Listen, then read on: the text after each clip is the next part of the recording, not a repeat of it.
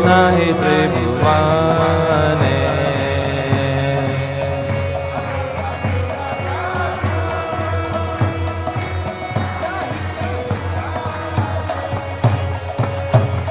यदि दया न करिबे पतित देखिया।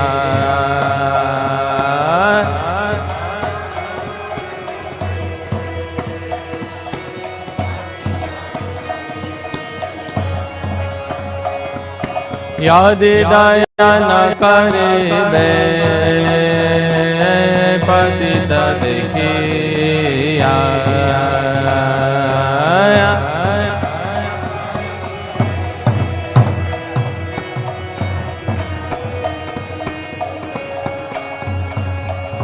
पतित पावन नाम किसर लागिया।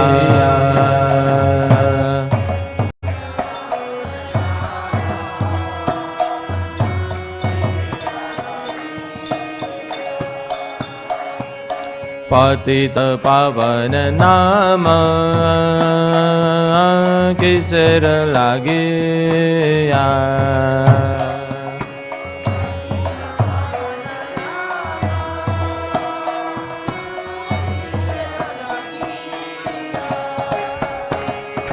गौरंग करुणा करो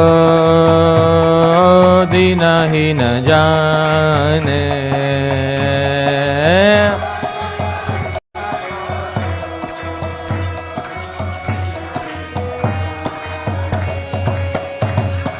मौसम पतित प्रभु नहि त्रिभुवने।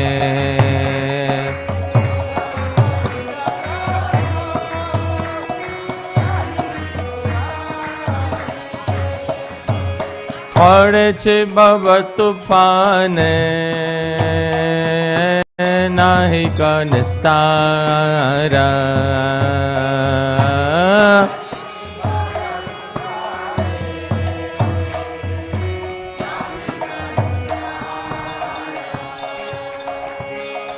पड़े छे बब तूफाने नाही कनिस्तार।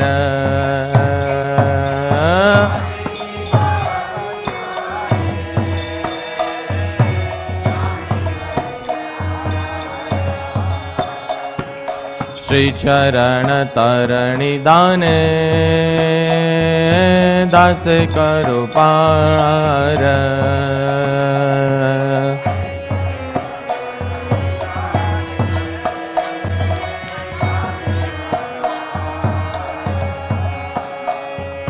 श्री चरण तरणी दाने दास करो पार।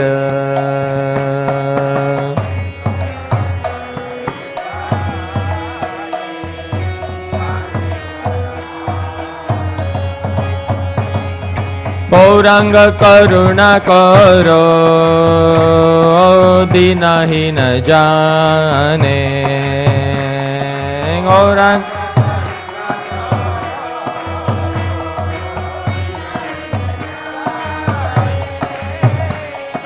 मौसम पतित प्रभु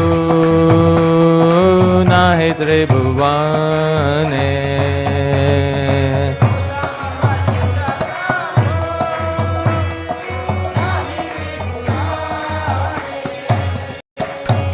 श्री कृष्ण चैतन्य प्रभु दास रनुदास।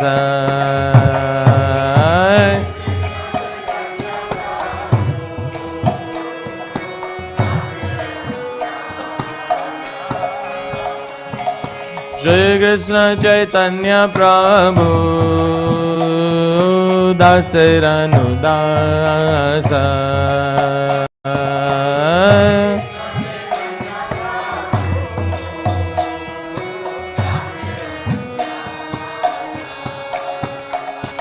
प्रार्थना करो सदा नरोत्तम दास।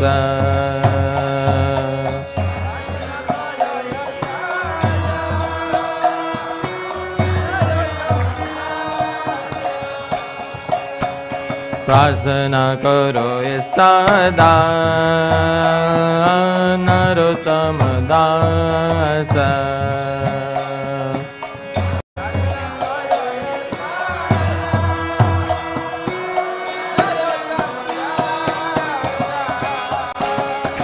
गौरांग करुणा करो दीनहीन जाने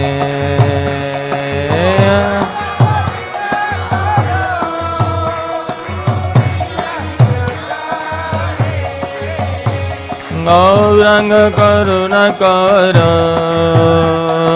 दीनहीन जाने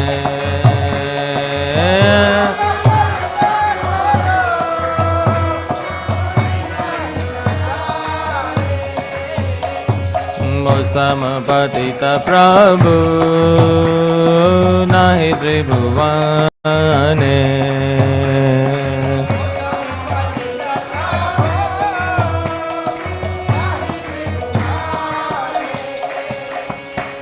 समपतित प्रभु नहि त्रिभुवने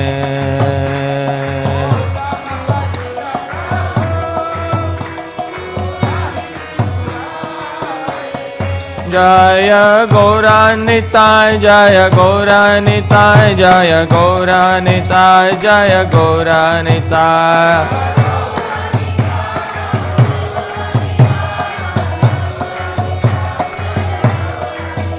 जय निताय सच्चिनंदन निताय सच्चिनंदन निताय सच्चिनंदन गौरा हरे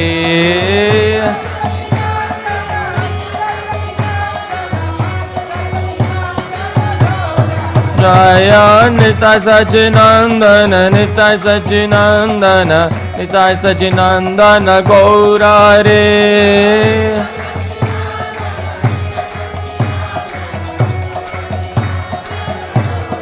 जय राधे श्याम जय राधे श्याम जय राधे श्याम जय राधे श्याम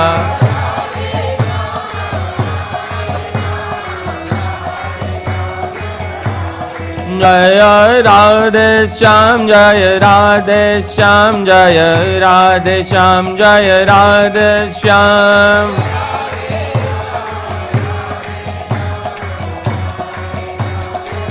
जय जय प्रभुपाद प्रभुपाद प्रभुपाद जय जय प्रभुपाद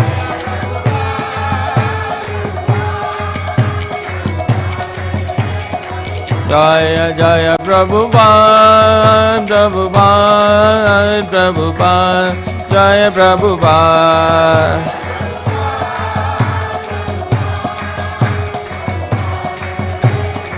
जय जय गुरुदेव गुरुदेव गुरुदेव जय गुरुदेव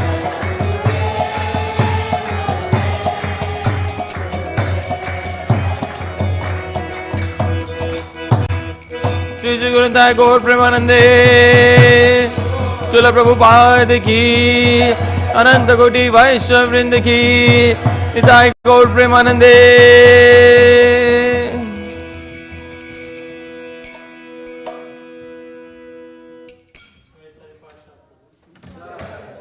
अनंत कोटि वैष्णव वृंद की जय।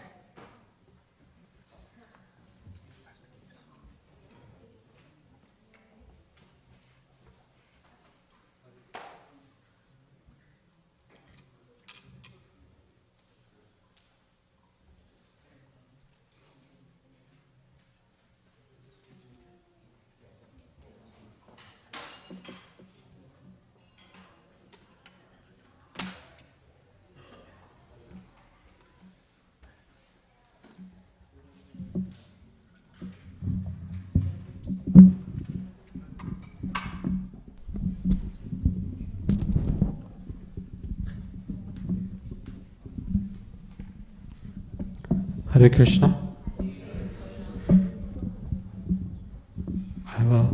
Thank you all for coming and joining for a very, very special Sunday Feast program with His Grace Hari Parshad Prabhu.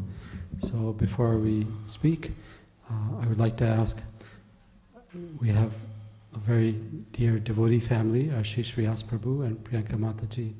They're leaving, and this will be our last Sunday feast, at least temporarily. So Ashish Prabhu, can you come up and please kindly place the flower garland around Prabhuji's neck? Let's see. I don't see Priyanka Mataji. Is Priyanka Mataji?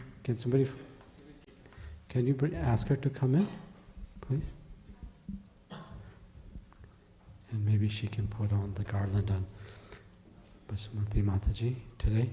Priyanka Mataji loves to cook, and I guess in her farewell appearance here, she's assisting in the kitchen. So how appropriate. So, Hare Krishna, please.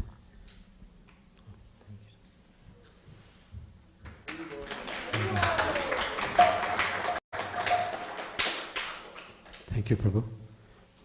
And once your good wife comes, she can also place garland on Mataji.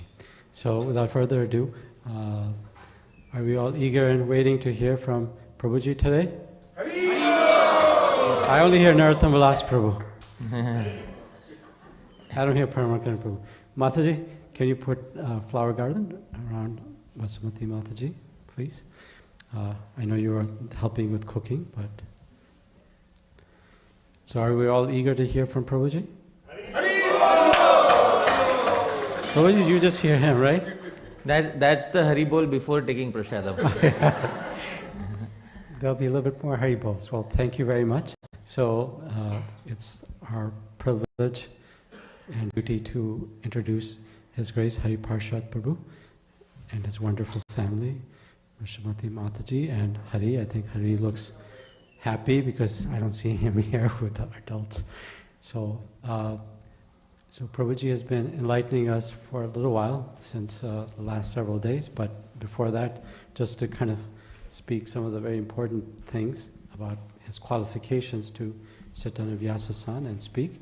So Prabhuji's disciple, His Holiness Radha Govinda Maharaj, who's a very dear and sweet disciple of His Divine Grace Srila Prabhupada, and Prabhuji is known throughout the world for his deep erudition, his insight, and his ability to explain complex topics in a very understandable manner. That's a Chaitanya Charitamrita says, eloquence is the truth spoken concisely. So Prabhuji has great expertise in that aspect.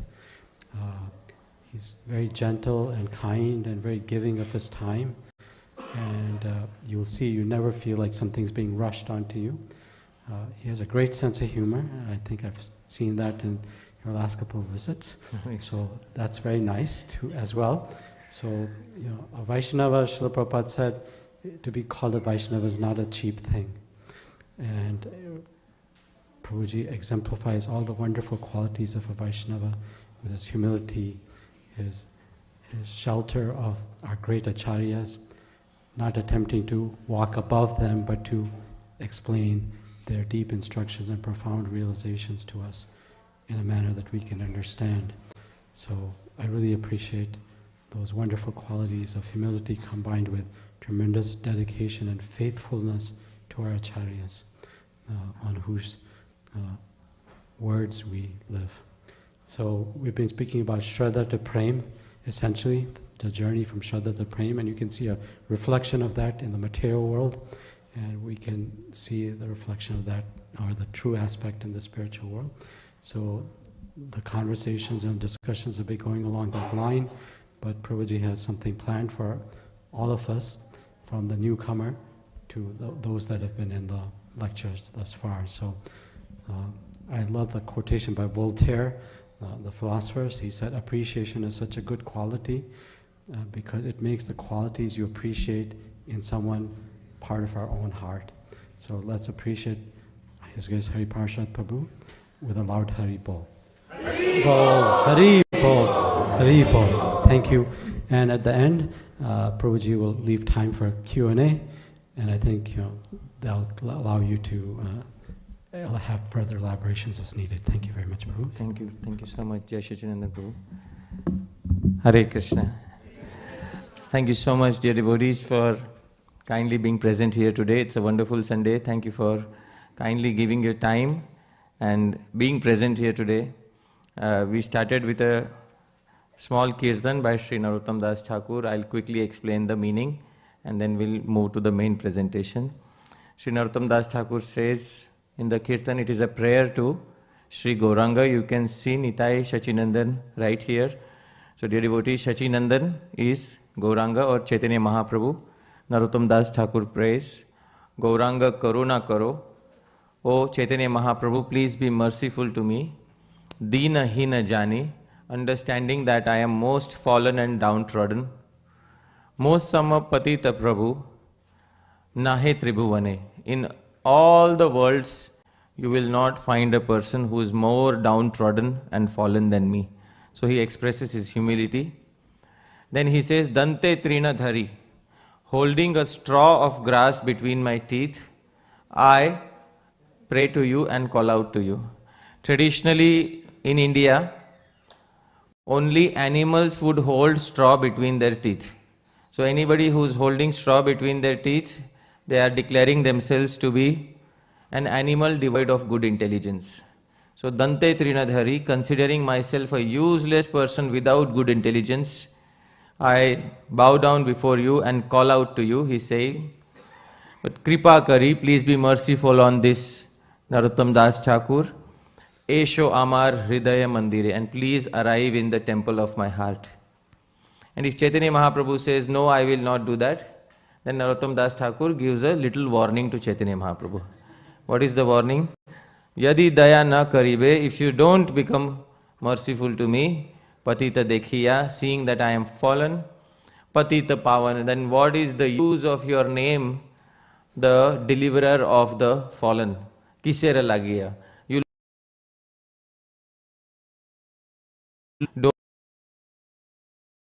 don't apply your mercy to me. So that's a veiled threat to Chaitanya Mahaprabhu that is being given by the devotee. Then I am now in the storm of the material world.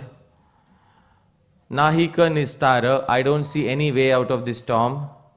Because in an ocean, once you get stuck in a storm, there is no way out of it.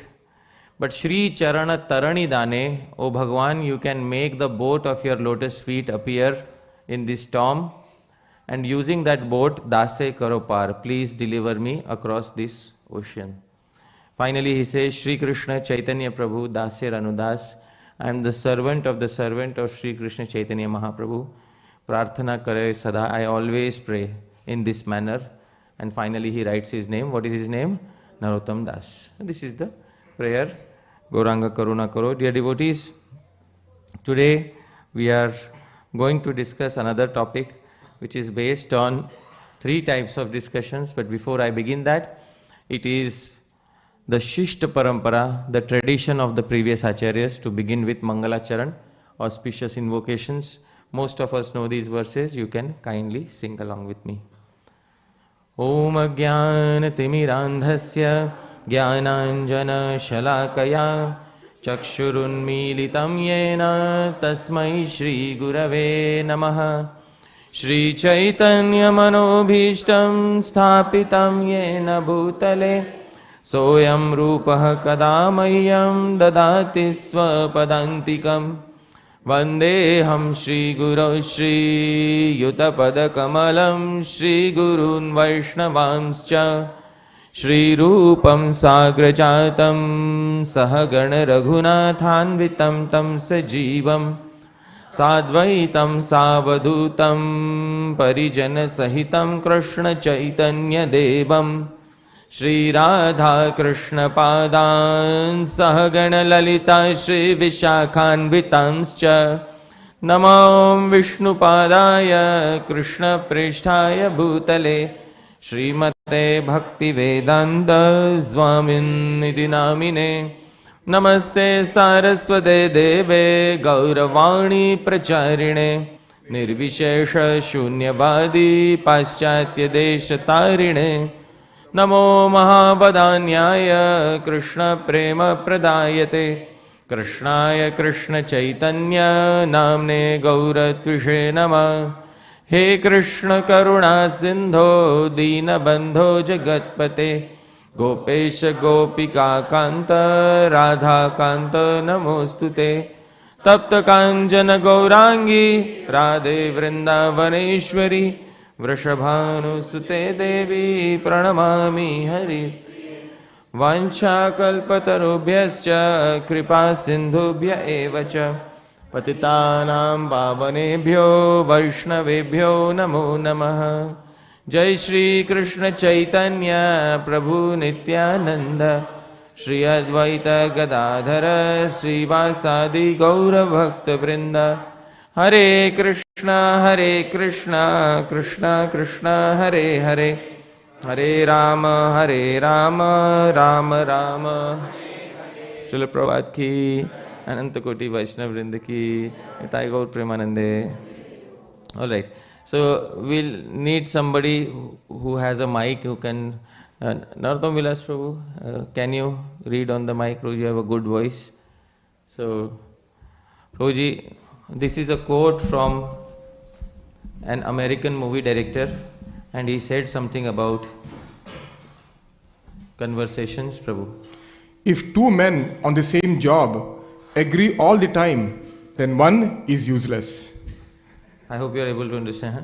If two men in the world are agreeing all the time on everything, do you need then two people or do you need only one person? What is the need of the second person? Jai. Shri Shri Nitaya Sachinandan ki jai. Once again, Prabhu, kindly read it again.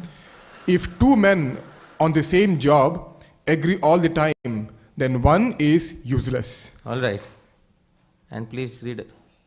If they disagree all the time, then both are useless. Right. So, dear devotees, this is the nature of conversations that we find in the world today. Sometimes you find people who agree to everything that the other person says. Then if two people are agreeing on the same thing, one of them is redundant, you don't need two people. And there are two people who are always fighting. Don't put both of these people in the same room, dear devotees, because both are useless together.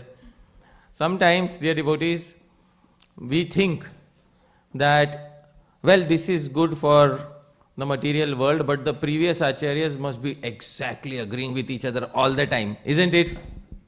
What if we put all the acharyas, Srila Sridhar Swami, Srila Jiva Goswami, Sri Rupa Goswami in one room? They'll all perfectly agree with each other, right?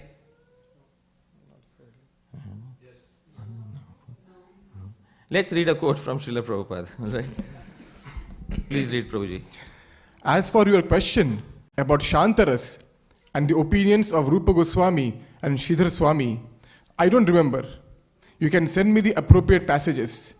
There is no reason why acharyas cannot differ on certain points. So this is a letter that Srila Prabhupada sent on 19th February 1972. A disciple asked him that on Shantaras there is a difference of opinion between Srila Sridhar Swami and Srila Rupa Goswami.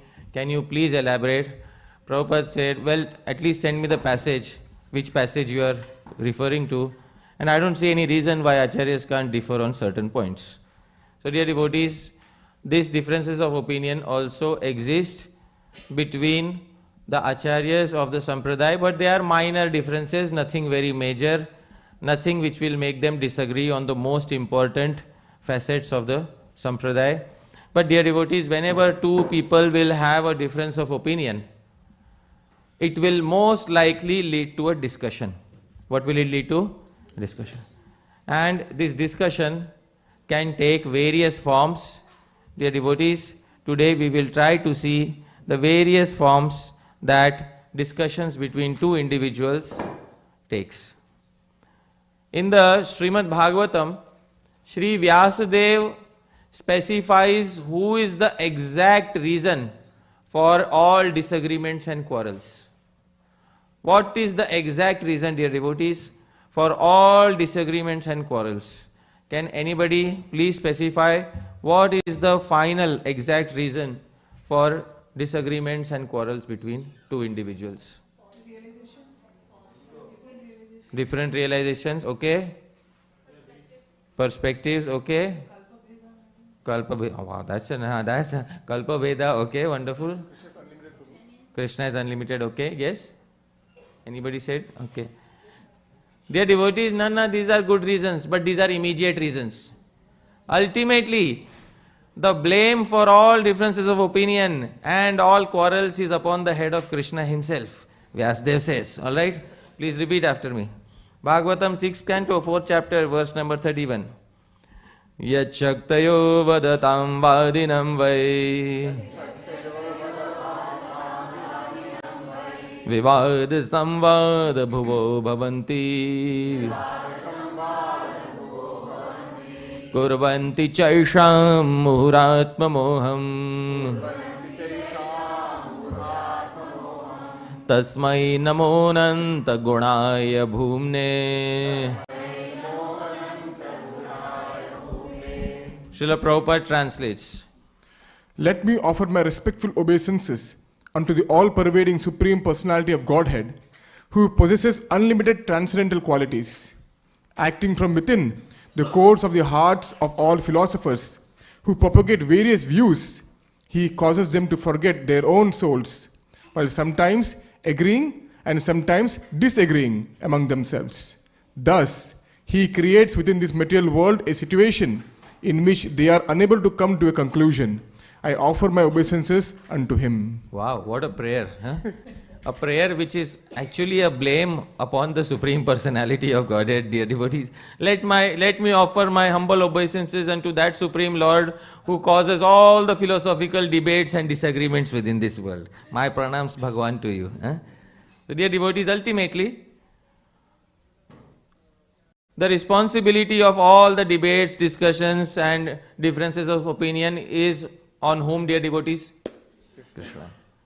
Because Sarvasya chaham hridi sannivishto mattah smritir jnanam apohanam cha. What is the meaning of this verse? Sarvasya chaham hridi sannivishto. Bhagavan says, I am seated within everyone's heart. Mattah smritir. Because of me they remember something. Mattah jnanam, and because of me they gain knowledge in a particular manner. So then obviously, who is the responsibility is on whose head, dear devotees? Krishna. So next time you have a debate with anybody, remember who is responsible. Who is responsible? And Srimad Bhagavatam is the proof of that, dear devotees. But still, just because Krishna creates differences of opinions in everybody's heart, there has to be a gentlemanly way to resolve differences of opinion. So, you should not resolve differences of opinion like nowadays in some parliaments you have seen politicians, how they resolve their differences of opinion. You have seen politicians throwing chairs at each other. Huh? That is also one way of resolving, but that is not perhaps the most recommended way of resolving differences of opinion. Dear devotees, these differences of opinion occur because two people see the same thing from different angles. And that is the reason why we are unable to understand the material world, and this is what causes differences of opinion. Our vision is extremely limited, and sometimes because nowadays the world is so connected, and on social media you may post any opinion and you will always find somebody disagreeing with you. Dear devotees, especially you may have seen that one friend who pops up only to disagree on Facebook. Yes? Alright? Otherwise they are silent. They won't react, they won't like your post, they won't say anything when they agree. But when they disagree, suddenly they are there. They are devotees. So this is the nature of the world today. There are a lot of disagreements and strife going on in the world today. We should try and learn how to resolve these differences. Dear devotees, in order to resolve differences of opinion, we have to go back to tradition and we have to learn a few terms which the previous great souls, the previous acharyas have created for us. Dear devotees, let us learn two terms. First term, please repeat after me, katha. And the second term is vada. Alright, first let's learn about katha. Dear devotees, katha is any discussion or any dialogue between two individuals. So any discussion or any dialogue is called katha. And katha is of three types. The best type of katha is called as vada. What is the best type of discussion called as? Vada. Vada is a harmonious discussion. When does vada occur? Dear devotees, vada occurs when two parties have opposing opinions on the same topic. I hope you are able to understand. For example, let me say to Gopal Prabhu, I think harmonium is the best instrument in the entire kirtan. Do you agree? Why? Let's have a discussion about it, alright? The topic is the same. Two people have two different opinions on the same topic, and then both of them get into a discussion, but both of them have one aim, because this is the best type of discussion. The aim is only one, dear devotees. What is the aim? They want to honestly arrive at the truth. And dear devotees, when this type of discussion takes place between two people, this is called as vada, and they use common tools.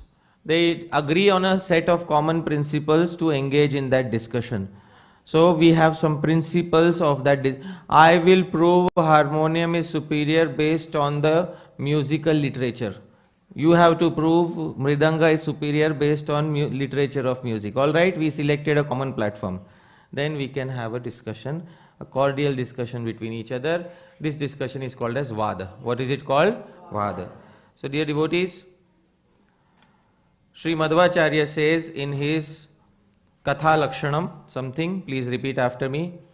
Vado jalpo vitandeti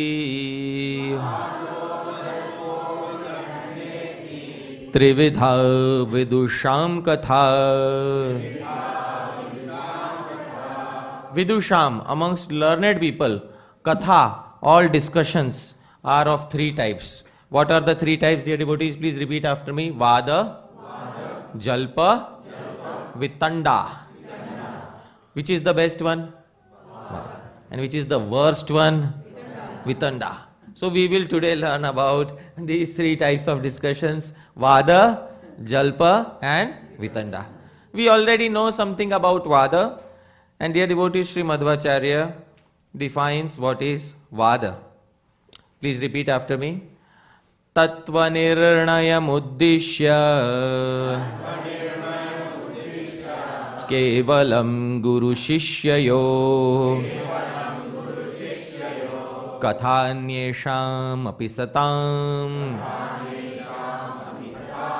vado vasamite shubha. Tattva nirnayam. Nirnaya means to arrive at. Tattva, the truth on any particular matter. So the aim in Vada is to arrive at the truth. I also want to know the truth. Gopal Prabhu also wants to know the truth. Tattva nirnaya. Uddishya, this is our aim. Kevalam guru shishyayo. Mainly such discussions are between guru and disciple. But sometimes satam katha anyesham api satam. Two people may not be related as guru and disciple. They may be sadhus.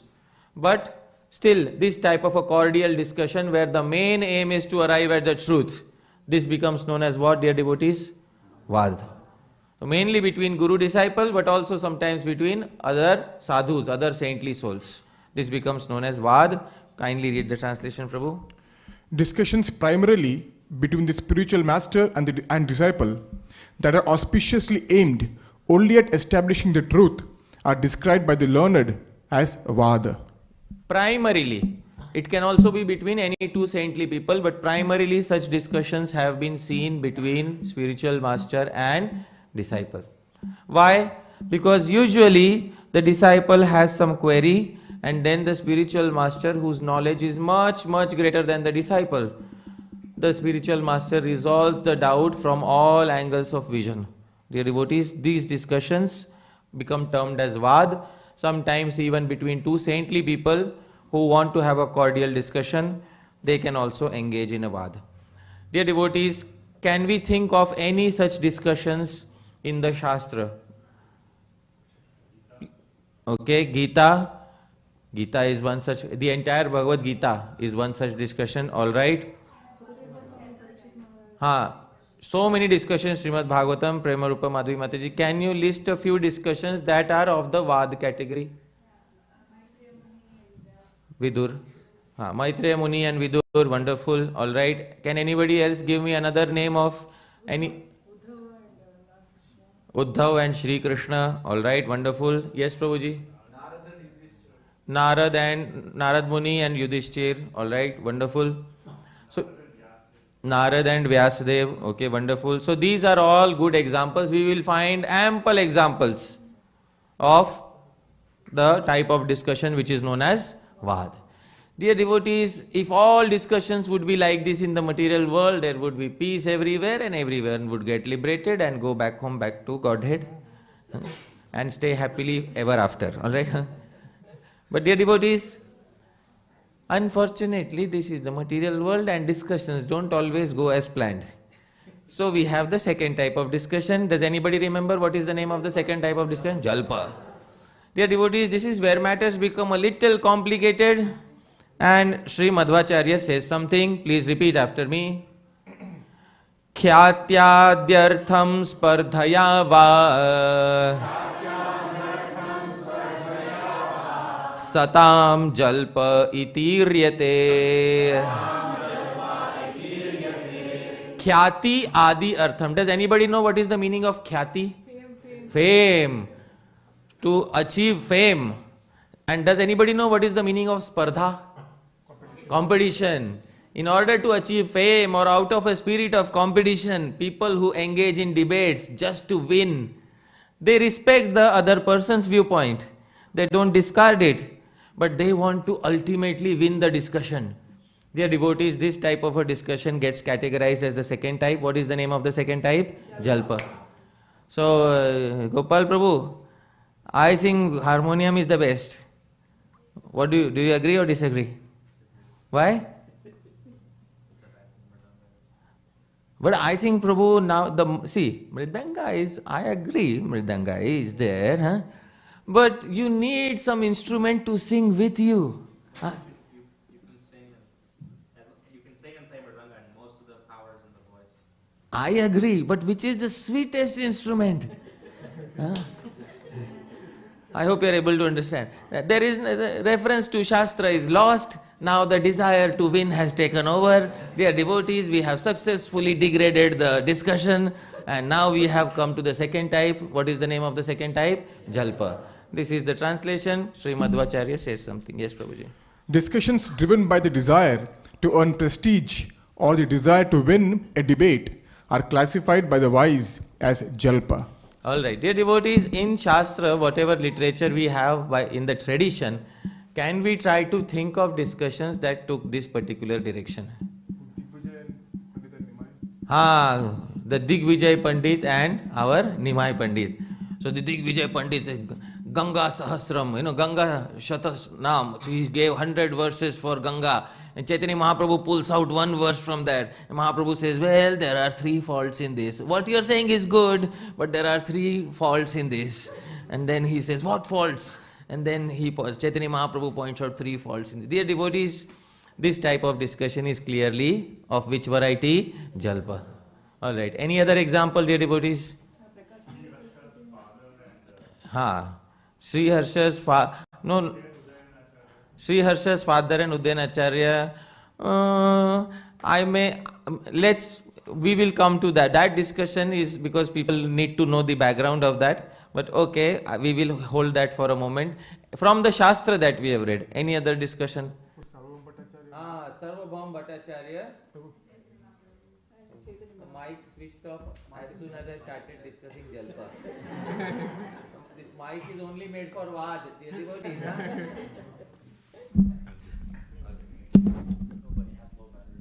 This one is made for Jalpa. Alright.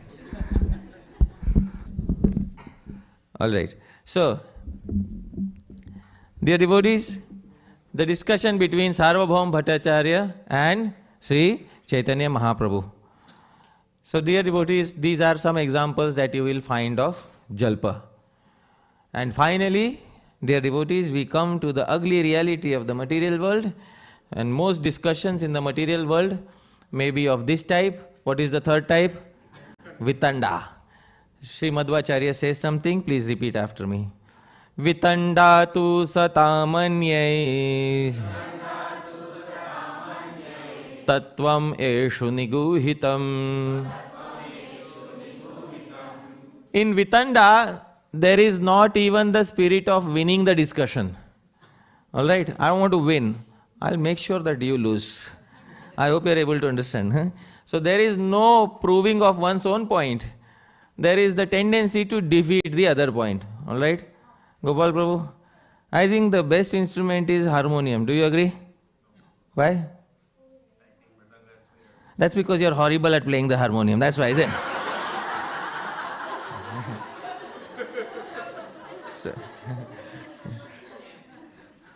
Suddenly he gets hit by character assassination. Dear devotees. Now it's no longer about Mridanga or harmonium, it's about Gopal Prabhu. If Gopal Prabhu's character is assassinated, I have proved. Huh? At least I have proved that Mridanga is not the best instrument. Huh? So dear devotees, this type of discussion, please remember, where one does not have anything to prove for oneself. One is simply intent on wickedly destroying the argument of others. This type of discussion becomes known as what? Vitanda. Alright? Often between husbands and wives, it starts as vad, it turns to jalp, and end result is Vitanda. Alright? So dear devotees, you can have all three under the same roof, just look at householder life. Alright? So this is the translation, Prabhuji. A discussion that takes place between an honest person and a wicked wrangler, intent only on destroying the genuine arguments of his honest opponent, without paying any heed to the establishment of truth, is called Vitanda. Alright? So often between husband and wife this may take place. The husband may say, see, you did this wrong and you did this wrong, and the wife may say, you did that wrong. 2 years ago, you remember? How did 2 years ago come into the picture? Huh? 20 years ago you did this. You remember at the time of marriage you said this. Oh my God. So this, dear devotees, it has no relationship with the current discussion. The only aim is to defeat the opinion of others. This discussion is known as Vitanda. Alright? So now we understood the three types of discussions, dear devotees. Now we should understand that amongst these three types of discussions, dear devotees, which is the most auspicious type of discussion? It is so auspicious that Sri Krishna in the Bhagavad Gita says something in the 10th chapter. Please repeat after me. Vadaha pravadatamaham. So in English, when it is translated, we don't understand what is Vada, but when we know the technical term Vada, now we can understand the verse better. Narottam Vilas Prabhu, kindly read the translation. Amongst arguers, I am the Vada, variety of discussion. Yes, I hope you are able to understand. Is Krishna present in Jalpa or Vitanda? Krishna is present in which type of discussion? Vada, variety of discussion. So this is what Sri Krishna is saying. The previous commentators all point out that discussions are of three types, Vada, Jalpa and Vitanda. And amongst these three, Sri Krishna says that I am the discussion of which type? Vada, variety. So this is what is there. Dear devotees, when Vad becomes even more refined, it becomes known as Samvad. What does it become known as? A complete Vad. And dear devotees, all discussions in Shastra are technically, between spiritual master and disciple, are technically known as Samvad. We have seen Rai Ramananda Samvad. Have you heard of this term? Rai Ramanand Samvad. Then we hear that Gita is Krishna Arjuna Samvad. I hope you are able to understand. So this is what is the meaning of Samvad. Some complete Vada, which means the best type of discussion. Now dear devotees, this is the point at which I am going to introduce a slight detail. You have to pay close attention to it. Vada is the best type of discussion, but sometimes Vada also takes another meaning. How many people in Hindi know what is the meaning of Vad Vivad? Argumentation. So actually, according to Nyaya Shastra, according to Madhvacharya, Vad is the cordial, best type of discussion. But sometimes a particular term may take on an opposite meaning. I hope you're able to understand. In English, this is called as a contronym. C-O-N-T-R-O-N-Y-M. Contronym. I will give you an example of English contronyms. For example, in English, there is the phrase to dust. To dust means to sprinkle dust, and to dust also means to sweep it. I hope you are able to understand. So in some terms in English are contronyms. They take on completely opposite meanings. Similarly, Vada is also a contronym. Sometimes Vada means cordial discussions, and sometimes in Shastra you will see another meaning of Vad, which means argumentation. I hope everybody understood this detail. Alright? So another meaning of Vada is given in Narada Bhakti Sutra. Dear devotees, Narada Bhakti Sutra, Sutra 74 tells us something. Please repeat after me. Vado navalambhya. What does this mean, Prabhu? Do not take shelter of Vada, argument. Dear devotees, here, what does Vada mean? Does Vada mean cordial discussion, or Vada means the remaining two types, Jalpa and Vitanda? Jalpa and Vitanda. I hope you are able to understand. The term has successfully taken a meaning which is opposite to its original meaning. This is another meaning of Vada. Why should we not take shelter of Vada or argumentation? Narad Bhakti Sutra explains. Please repeat after me. Just a minute. Yeah. Bahulya, avakashatvad, aniyatatvacha. Please repeat, Prabhu. Oh, just a minute. Because such argument keeps on increasing in scope and does not reach a fixed conclusion. Dear devotees, all argumentation that begins with a spirit to win over the other person, it keeps increasing and it becomes more and more multi-branched, does not reach a fixed conclusion. Therefore, Narad Bhakti Sutra says the devotee should not take shelter of Vada. But what is the meaning of Vada here? Argumentation. The same Krishna who said in Srimad Bhagavatam that I am the Vad variety of discussion, when Vada's meaning changes, Krishna will say in Srimad Bhagavatam something. Please repeat after me. Shushka Vada Vivadena Kanchin Paksham Samashraye.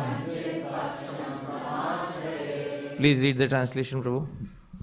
A devotee should never speak like a mere logician or skeptic or take any side whatsoever in useless arguments. Dear devotees, you can see the term Vad Vivad. So here Vada means argumentation. Dear devotees, when there is Shushka Vad, when there is dry argumentation without reference to Shastra going on, and when there is the spirit of winning over the other person or defeating the other person's argument, should a devotee take part in such arguments? No. So, we should not take part in any such arguments at any point of time. A devotee stays away from such arguments. Alright? So, this is the best way of dealing with such situations. Never fall victim to any such arguments. Dear devotees, we studied Vada, we studied Jalpa, we studied Vitanda. But we are yet to discuss, are there any examples in Shastra or the literature that we have studied of Vitanda? Yes? I think Discussions involving Duryodhana and Vidura. Okay, in Mahabharata, wonderful. Any other discussion? Krishna and Shishupal. Yeah, that didn't end very well. Yes. Okay, one of them lost his life. Alright. Anything else? Any other discussion? Does anybody remember the discussion in the Bhagavatam between Devayani and Sharmishtha? Yes. Anybody remembers that discussion? Can anybody tell me what happened at the end of the discussion? Sharmishtha became a servant of Devayani. No, she didn't become. Something happened before that, yes. She pushed her into a well. without clothes. That was additional detail. Without any clothes, she was pushed into the well.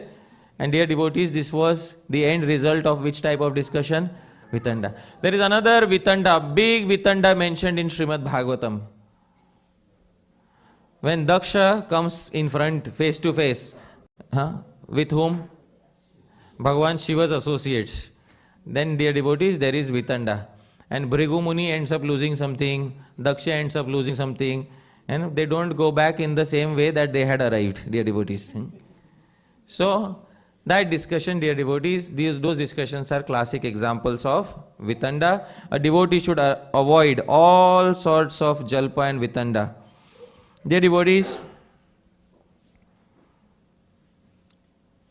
all traditions agree that arguing uselessly is ultimately a waste of time, and trying to show one's debating power is definitely a waste of time. It creates a lot of enemies. I'll speak the story of Shri Harsh and Udayan Acharya, which is one of the stories spoken in history. Dear devotees, I'll speak this story, I'll narrate this incident from history. Please hear carefully. Dear devotees, in history, in the city of Ujjain, dear devotees, there was a particular Brahmana named Udayan Acharya. This Udayan Acharya was a great master of logic, and he travelled to the northern state of Kashmir. Jai.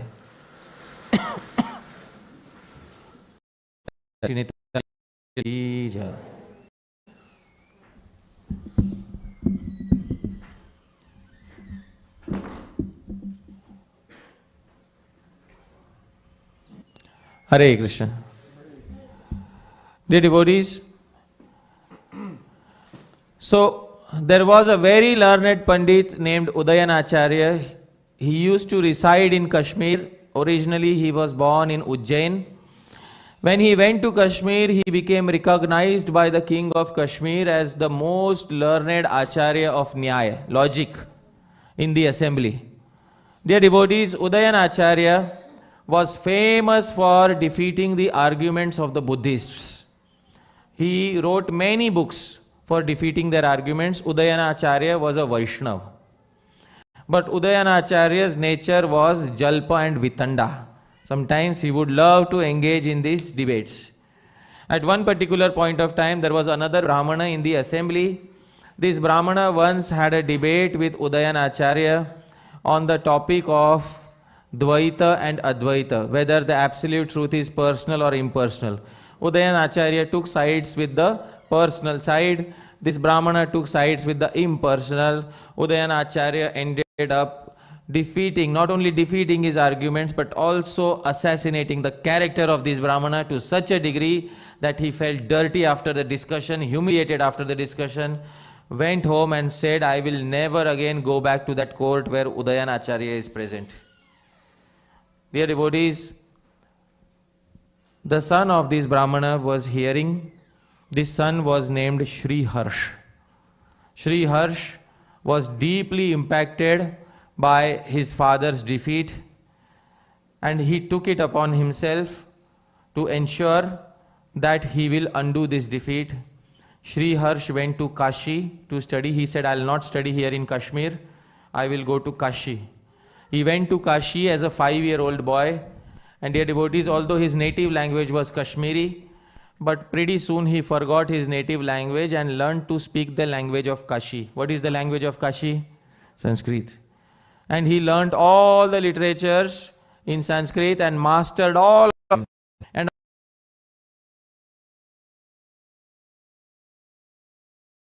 Jain and learned from those gurus. Dear devotees, when Shri Harsh had grown up, he went back to Kashmir. Dear devotees, he wanted to come face to face with somebody. With whom? Udayana Acharya. But nobody would let him in easily. He asked the guards, please take me inside. They say, who are you? I say, my name is Shri Harsh. My father used to be here long ago. They said, we don't know. We don't allow so easily. Unless the king has given you appointment, we will not allow you. Shri Harsh became a little disappointed and went and sat near a particular river. Dear devotees, near that river, two women came. These were two Kashmiri women. So they were filling water. The other woman also started filling water. Suddenly there was an argument. This argument increased to a point where both of them started fighting with each other. It increased to such a point that both of them broke their pots, dear devotees. And then the argument reached the court of the king. The king asked, what is the argument all about? Both parties were defending themselves. The king is unable to decide, so he said, was there any third person nearby? Oh yes, there was one, Brahmana sitting nearby. Can you find that person? Yes. Call that person to the assembly. We'll resolve the debate. Dear devotees, Sri Harsh gained an entrance into the assembly of the king of Kashmir. When Sri Harsh came, Sri Harsh was asked, did you hear the discussion and understand what was going on? Sri Harsh said, they spoke in Kashmiri. This is my language, but long ago I have forgotten that language. But I will repeat exactly what they said from memory.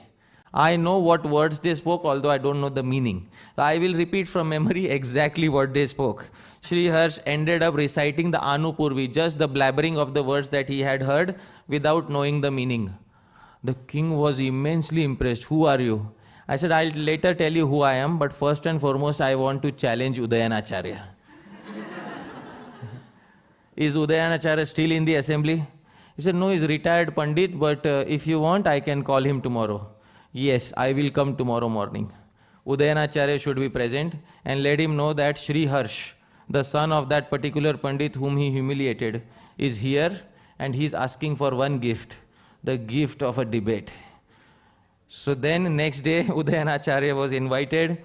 Udayanacharya is very old. Udayanacharya looked at this boy when he came. This boy is very young. And when Udayanacharya tried to, he tried to make the other boy, Sri Harsh, feel disappointed, make him feel depressed. As soon as Sri Harsh came in the assembly, Udayanacharya loudly said, Gauragatah, Gauragatah, Gahu agatah. A cow-like person has come because no intelligence. Gahu agatah. Cattle-like, cattle quality, cattle class person has come. Gauragatah, Gauragatah. Immediately Sri Harsh started Vitanda. What did Sri Harsh start? Vitanda.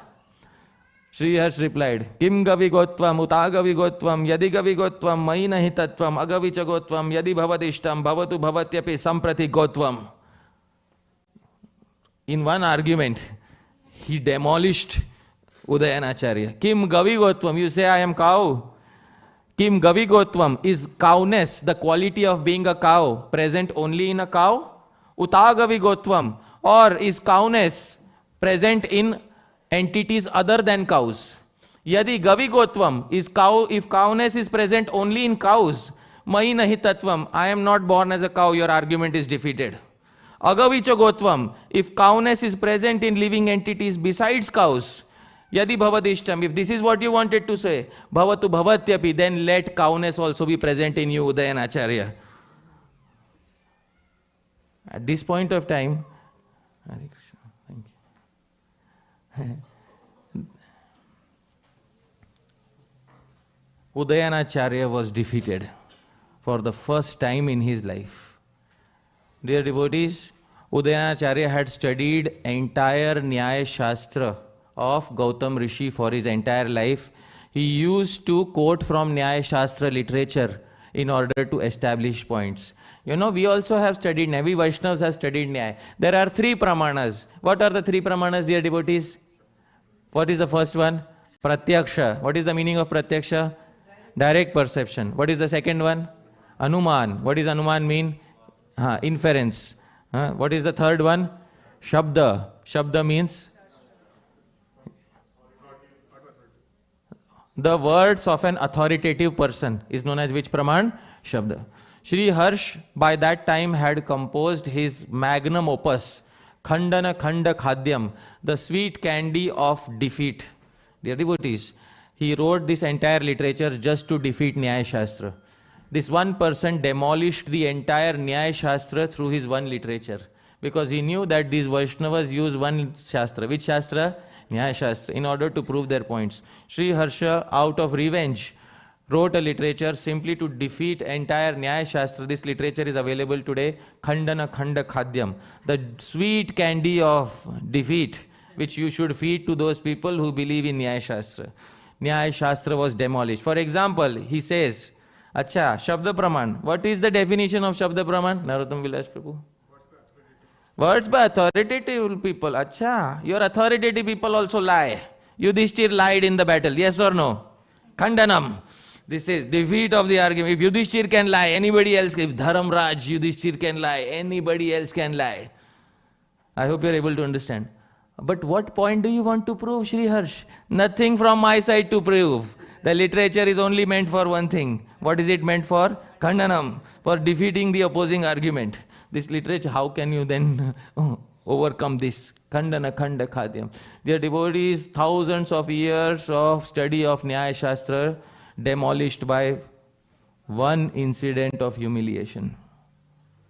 Dear devotees, it took 500 to 600 more years before Bhagwan blessed a person in the eastern part of India. His name was Gangesh Upadhyay. He appeared in Mithila in Bihar. Gangesh Upadhyay was blessed with the intelligence to recover Nyaya Shastra, and he wrote Navya Nyaya. Navya Nyaya is the new school of Nyaya. In new school of Nyaya, dear devotees, Gangesh Upadhyay said, Shabda Praman is of two types. How many types, dear devotees? Two types. Please repeat after me. Paurushaya and Apaurushaya. Paurushaya means when the authority is a worldly person. And Apaurushaya means when the authority is the Supreme Lord, the Vedas are the authority. Dear devotees, we believe in Shabda Praman, but which Shabda Praman? Paurushaya or Apaurushaya? Dear devotees, Gangesh Upadhyay did not want his literature to go outside Mithila. He wanted Mithila to become famous for this literature, Navya Nyaya. And Gangesh Upadhyay was not allowing it to get outside. He was only teaching orally. He was not giving out copies of his notes. Finally, one student memorized the entire Navya Nyaya and brought it to Navadvip. Dear devotees, this person was Sri Sarvabhaum Bhattacharya. He brought it to Navadvip, and Sarvabhaum Bhattacharya's disciple was Raghunath Shiromani, who wrote a commentary on Navya Nyaya, and this Raghunath Shiromani was the one who taught Sri Jiva Goswami Prabhupada. So this Sri Jiva Goswami he learnt Navya Nyaya from the school of Gangesh Upadhyay, and now the 6 sandarbhas that we have, dear devotees, are based on which Nyaya? Navya, principles of Navya Nyaya. The old school of Nyaya had been demolished by whom? Sri Harsh. Dear devotees, Sri Adi Shankaracharya says, it is ultimately engaging in debates and argumentation is ultimately useless. What good came out of Sri Harsha's father getting humiliated by Udayanacharya? Nothing good, dear devotees, nothing good comes out of it. Sri Adi Shankaracharya says in his Vivek Chudamani, please repeat after me. Vagvaikhari Shabda Jhari Shastra Vyakhyan Kaushalam Vaidushyam Vidusham Tadvat Bhuktaye Natu Muktaye. Vagvaikhari, this speech expertly flowing from the mouth. Shabda Jhari, this flow of expertise of words. Shastra Vyakhyana Kaushalam, and expertly debating and explaining. Sri Adi Shankaracharya says, if it is only for the purpose of debate, not for the purpose of establishing the truth, Vaidushyam, Vidusham, all that intelligence, Bhuktaye, it is only for sense gratification, Natu Muktaye, it is not for achieving liberation. Please read the translation, Prabhuji. Expert speech flowing from the mouth and expertise in debating around the scriptures, these are helpful only for sense gratification and not for liberation. Dear devotees, Sri Adi Shankaracharya says this. What does Sri Rupa Goswami say about engaging in debates, Vada and Vivada? Because we have immense respect for Sri Adi Shankaracharya. He is the one who set the philosophical, Prasthanatrayi, the tradition of commenting upon the 3 major literatures, Bhagavad Gita, Upanishads and Vedanta Sutra. He is the one who started it in India. Sri Jiva Goswami takes his name with great respect in the Sandarbhas. Although we have many philosophical differences of opinion with him, but he also agrees on the point that it is ultimately useless to have these debates where there is no point of establishing the truth. Srila Rupa Goswami will therefore say something, dear devotees. Sri Rupa Goswami says in Bhakti Rasamrit Sindhu, one of the 64 limbs of Bhakti, please repeat after me. Bahu Grantha Kalabhyasa Vyakhya Vada Vivarjanam. Bahu Grantha, don't study too many literature. When devotees read this, they think you should not read too many Gaudiya Vaishnava literatures. No, this is not what he's saying. Bahu Grantha means you should not read too many literature which are non-devotional in nature. I hope you are able to understand.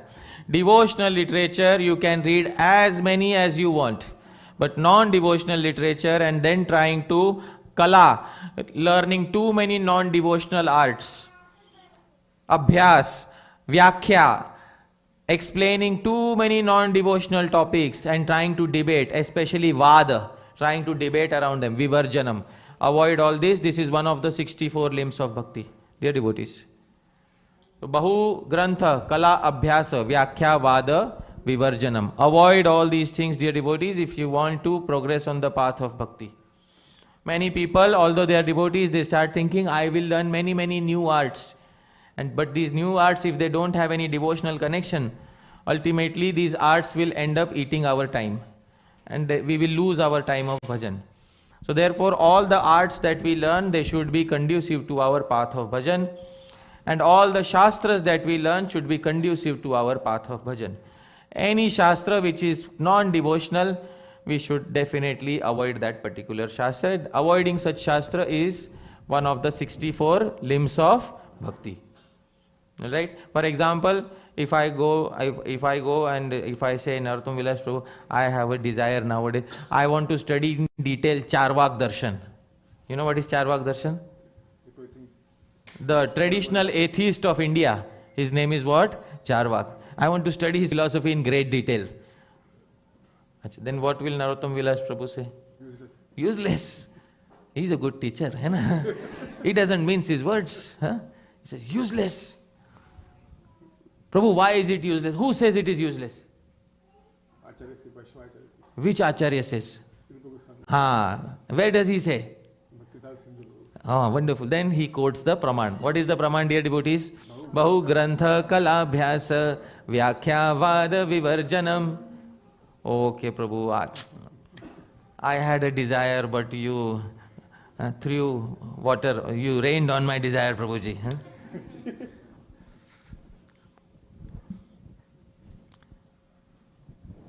Instead, a devotee should learn the art of speaking sweet. Srila Prabhupada used to say, Satyam bruyat, priyam bruyat. Speak the truth, but speak pleasing truth. There's a very nice Subhashit verse in this regard, dear devotees. Please repeat after me. Priya Vakya Pradhanena Sarve Tushyanti Jantavah Tasmat Tadeva Vaktavyam Vachane Kadaridhrata. Priya Vakya Pradhanena, by giving sweet words to somebody. Sarve Tushyanti, everybody is satisfied. Do you agree, yes or no? Yes. For example, if I had a big debate with Gopal Prabhu and I just, somehow I managed to defeat the opinion that Mridanga is the way, and he's very angry with me. And next Sunday I come. Gopal Prabhu, how are you?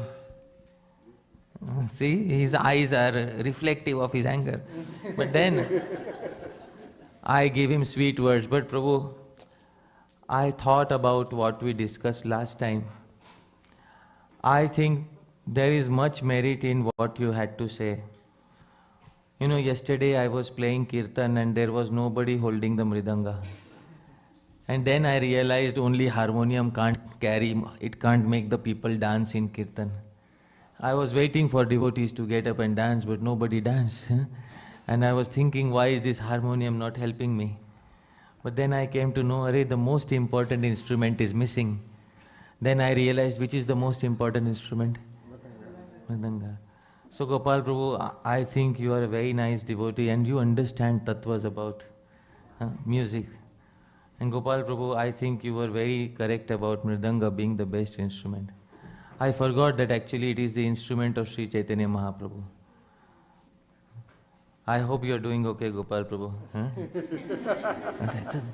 Priya Vakya Pradhanena, by giving sweet words, Sarve Tushyanti Jana. Isn't everyone satisfied, dear devotees? Yes.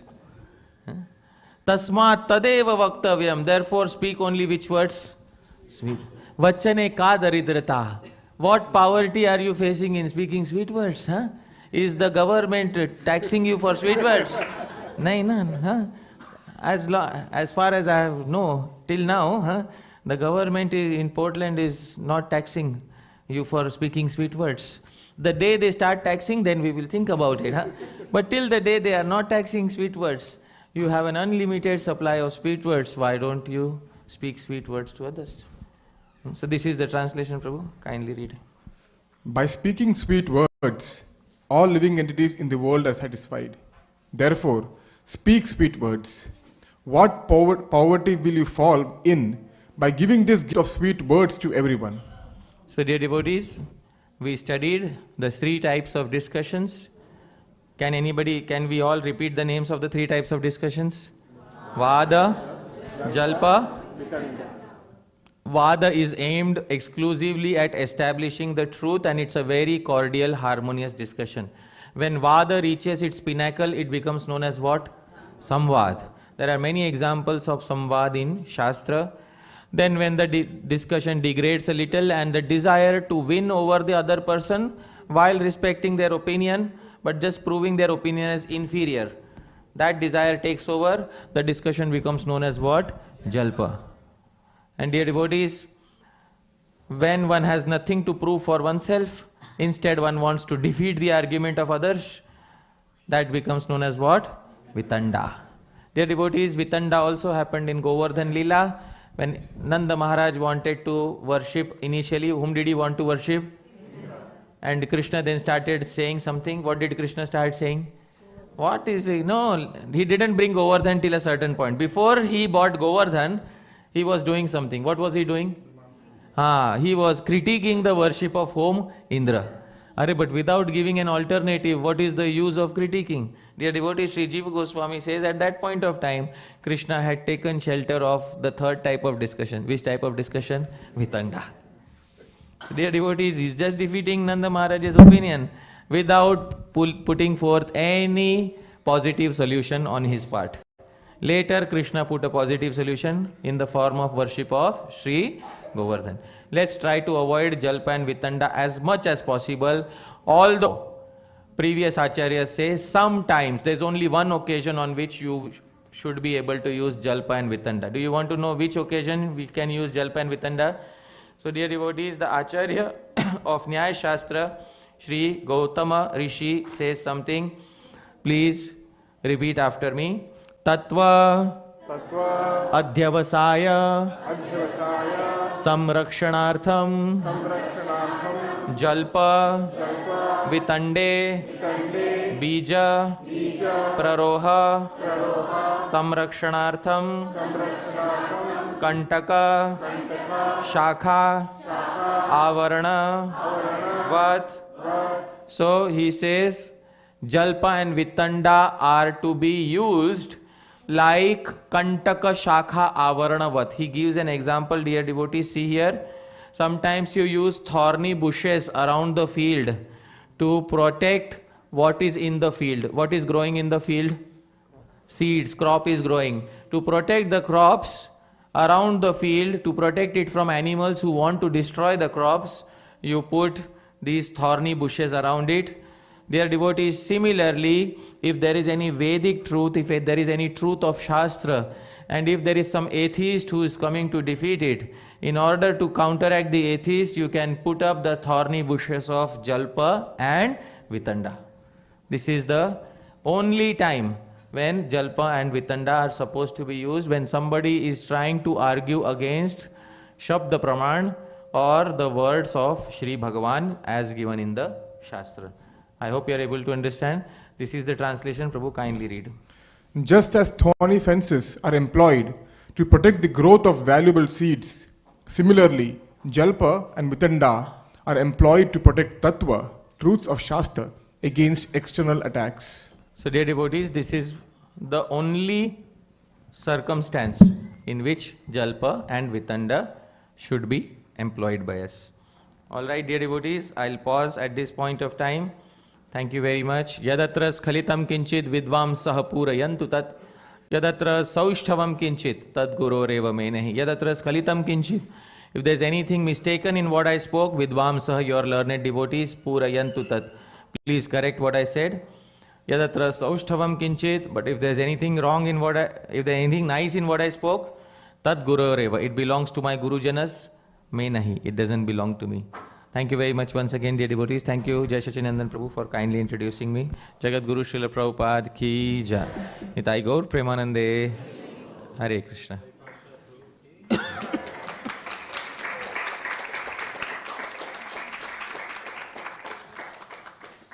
All right.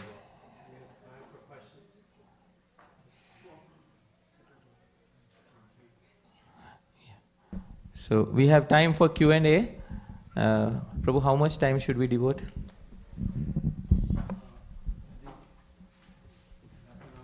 Okay, sure, Prabhuji. So we have good enough time, ample time for question and answers. Who wants to ask the first question? Yes, Gopal. Hare Prabhu. I hope you are still okay with me. Take it, Prabhuji. Hare Krishna Prabhu. So I'm in the context of Vad. So we see that there are many learned people, very strong people who look at Shastra and come to different conclusions. So I guess in a Vad context, it may not, and the end result may not be that the two people actually end up agreeing if it's not Guru Shishya, but if it's two saintly people. So for example, if Shankaracharya and Madhvacharya were to discuss, they would have the strongest disagreement on basically every point. But how, so then what is the way to resolve, or what is the sort of conclusion of the Vad if the two people cannot, like they're looking at the same Shastric references, but they just are coming to different interpretations? Yeah, so this also happens, and in the Vedas there is a particular statement, Ekam Sat Vipra Bahudha Vadanti, that the absolute truth is ultimately one. But people look at the absolute truth from different angles. And because of their limited angles in which they are looking at the absolute truth, therefore, they come at different conclusions regarding the absolute truth. And then the differences of opinion arise and the different schools of thought arise. But as long as all of these schools of thought are based on one literature, Vedas, till that point of time they are astika, they are considered to be, within the domain of Vedic schools. And this is specified by Kapila Muni in the 3rd canto of Srimad Bhagavatam. I will pull out the 3rd canto.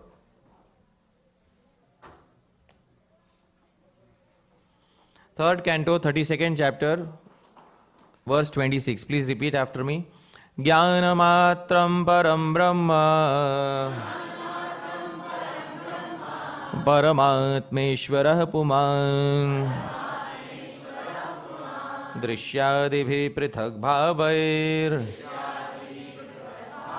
Bhagavaneka iyate. Kapil Muni is saying to his mother, The Supreme Personality of Godhead alone is complete transcendental knowledge, but according to the different processes of understanding, he appears differently, either as the impersonal Brahman, as Paramatma, as the Supreme Personality of Godhead, or as the Purusha avatar. So doesn't Kapil Muni also understand that the absolute truth is one, but because of the different processes of realizing the absolute truth appears differently. Do you want to explore this in little detail? Should I tell in little detail? Chalo. Who becomes a Brahmavadi, an impersonalist? Who becomes a Paramatmavadi, a person who is aiming for the super soul within the heart? And who becomes Bhagavan's devotee, Let's try to understand why different people come to different conclusions.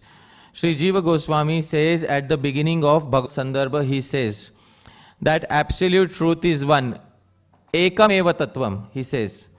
But because some transcendentalists want the absolute truth devoid of all the energies. I hope you are able to understand. Some transcendentalists want the absolute truth devoid of all the energies of the absolute truth. The absolute truth has two main energies. Dear devotees, please repeat after me. Bahiranga Shakti, external energy, and second is Antaranga Shakti, internal energy. Some transcendentalists want to see the absolute truth without, but they don't recognize his internal potency, they do not recognize his external potency. Any energy they see as illusion. We don't want any energy, because any energy is seen as what? Illusion, Maya. Therefore, we want the absolute truth without any Maya, without any trace of energy.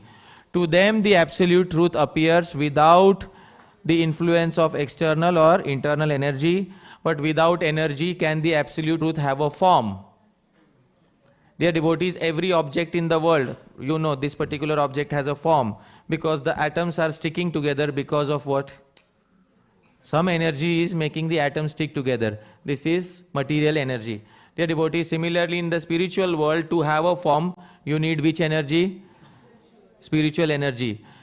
Therefore, that energy is called Swarup Shakti. Swarup Eva Shakti. Your very form is made out of that energy. Therefore, she is called as which energy? Swarup Shakti. So, these people don't want to see the absolute truth with any energy. They want the absolute truth devoid of all energies. So, the absolute truth appears. It cannot even appear in front of their eyes. It descends on their hearts without any energies. This is the impersonal Brahman, level 1 realization. Level 2 realization. Some transcendentalists want the absolute truth, but they see him only as the controller of the material energy. So the absolute truth minus spiritual energy minus material energy is Brahman. The absolute truth minus spiritual energy but plus as the controller of material energy becomes known as what? Paramatma. How many Paramatmas are there in this universe? 3 Paramatmas. Karanodaka Shai Vishnu, Garbhodaka Shai Vishnu, Kshirodaka Shai Vishnu. The Paramatma of the entirety of creation, who is supervising the entirety of creation, is which Vishnu? The Paramatma of every universe, who is supervising the entire universe, is known as which Vishnu? And the Paramatma of each and every atom and sitting within the heart of the living entity is known as which Vishnu? There are 3 Paramatmas within the world. All 3 are controlling material energy. Dear devotees, think carefully. All 3 are controlling which energy? Material energy. This person wants the absolute truth only as the controller of which energy? He has no idea of spiritual energy. He has no idea of a spiritual world. Dear devotees, for such a person, the absolute truth appears only as the controller of all the material energies. In which form? Paramatma. Now, the third category of transcendentalist wants to perceive the absolute truth as the controller of both material and spiritual energies. To such a transcendentalist, the absolute truth appears along with all of his energies in his original form, in his spiritual Swarup Shakti. As which form, dear devotees? Bhagavan. Therefore, because of differences in perception, different individuals perceive the absolute truth in different manners. Is it Bhagavan's fault? Yes. In the beginning I told you, it is whose fault? Bhagavan's fault. Alright, ठीक chalo. I hope that answers. ठीक Anybody else? Yes. Prem Rupa Madhvi Mataji, let's give her the mic.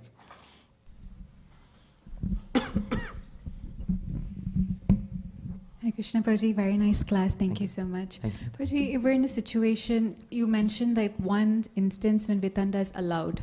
But apart from that, also you mentioned in like daily life also we are in circumstances where Vitanda can be ensued upon us. How do we deal with that? And sometimes when and then if the answer is no, just be quiet or just leave it, that aggravates people more. So any like advice so we can avoid that? Thank you. So, how to deal with a situation in which Vitanda is being thrown upon you, and if you keep quiet, it aggravates your own mind, and if you don't keep quiet, it aggravates the other person's mind. All right. So, how do you deal with such a situation in day-to-day life? in order to resolve a discussion which has taken this particular form, there are two solutions. One solution is you don't have to stay there, facing that person. You can always take a walk outside, all right?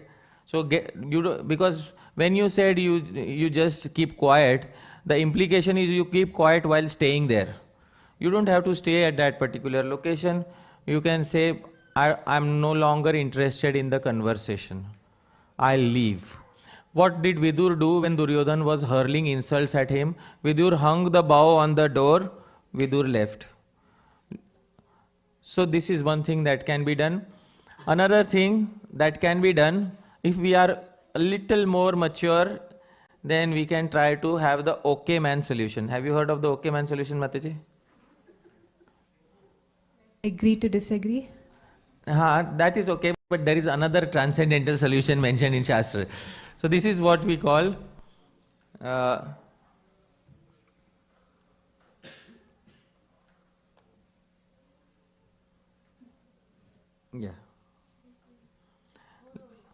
please repeat after me.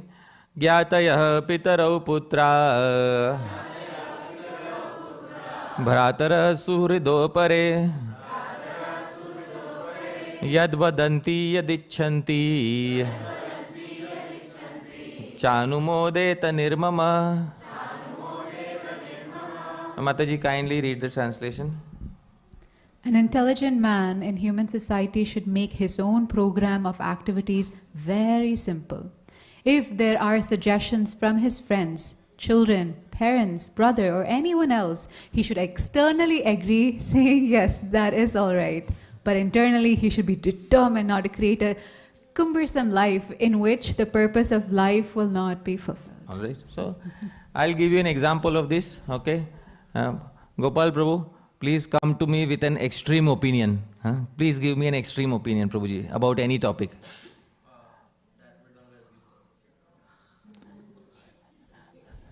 Now, ideally, I should put on my boxing gloves at this point of time.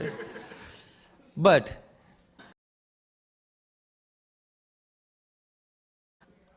I mean philosophical boxing gloves. But I can say, okay, Prabhu, I think I'll think about it. Yes, I don't say no. I say the middle word. What is that middle word? Okay, I'll definitely think about it. And then what can Gopal Prabhu reply, Prabhuji? Nothing. That's it. The devotees neither be a yes man nor be a no man. There is something between yes and no, and what is that? Okay, I'll think about it. And then you do whatever you want to do in life. That is how most of India operates, dear devotees. So this is a typical Indian solution. When you go to people and you give them a proposal about something which they don't want to do, many people in India don't say yes, they don't say no. What do they say? Okay, yeah, definitely, 100%. And then later they don't do it. Now you know that the origin of this is in Shastra, and it has been evam parampara praptam. This confidential knowledge was received in Guru Parampara, and that is why, sometimes Indians don't straightforwardly say yes, say no, even in their, they don't do this, they don't do this, they do this, So this is what you call, okay. Okay. What it means is, I will decide later what I want to do. So this is, I hope this solution is also okay. There are two solutions to this. One of them is mentioned in Shastra directly. All right. Thank you, Mataji. Anybody else wants to ask a query? Yes, Prabhu. And then we'll go to Mataji after that. Yes, please.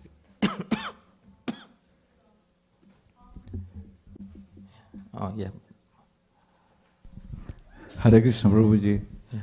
Prabhuji, in the beginning, when you said, Krishna is the one, driving these conversations or the energy behind, I had a conflict with the free will. But then I came to reconcile that context is of transcendentalists who are beyond, the three gunas, right? Sattva, Raja, Tama gunas.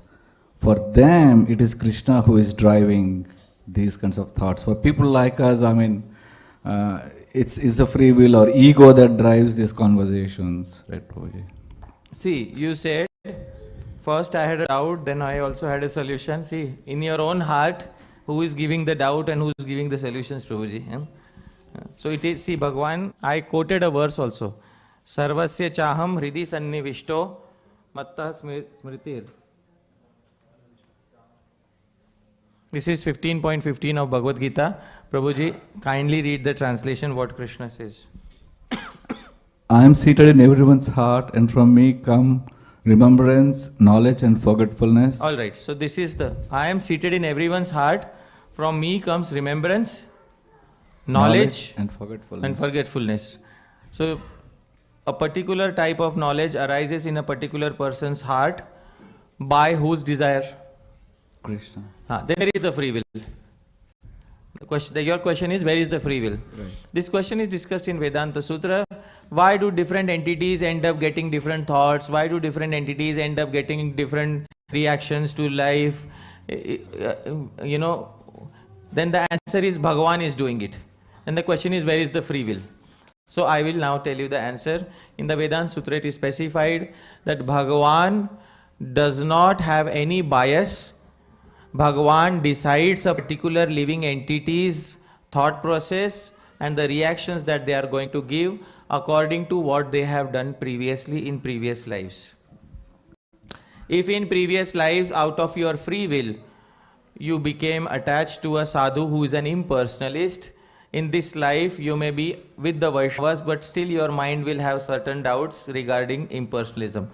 Who associated freely with the impersonalist in past life? We associated. Therefore, Bhagavan will foster those doubts within the heart.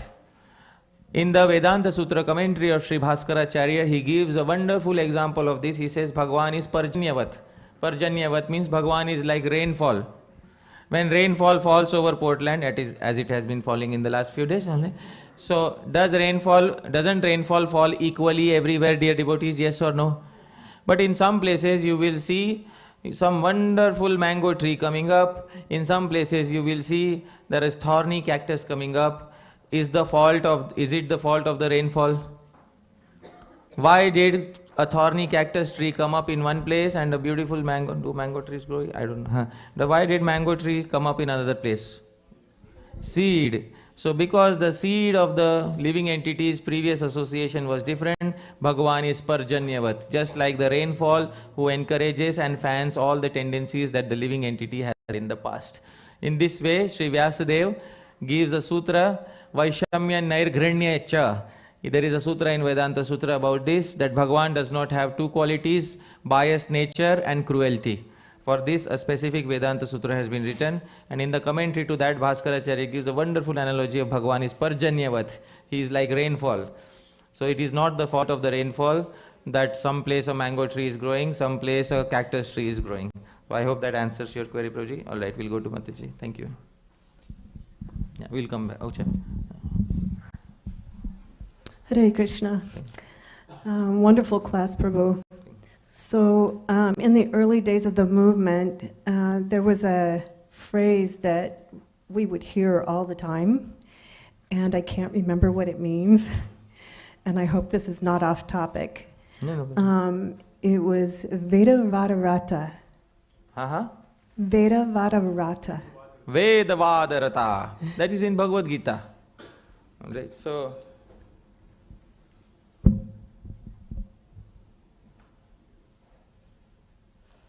and I won't be able to read that from here. Sorry. Yeah, it's Bhagavad Gita 2.42. We'll all sing so that we will sing together. Yami mam pushpitam vacham pravadantya vipaschita veda vadarata partha Nanyadasti iti vadina. So Sri Krishna is speaking about those people who are so much attached to the flowery words of the Vedas and those portions of the Vedas which propagate fruitive karma kanda.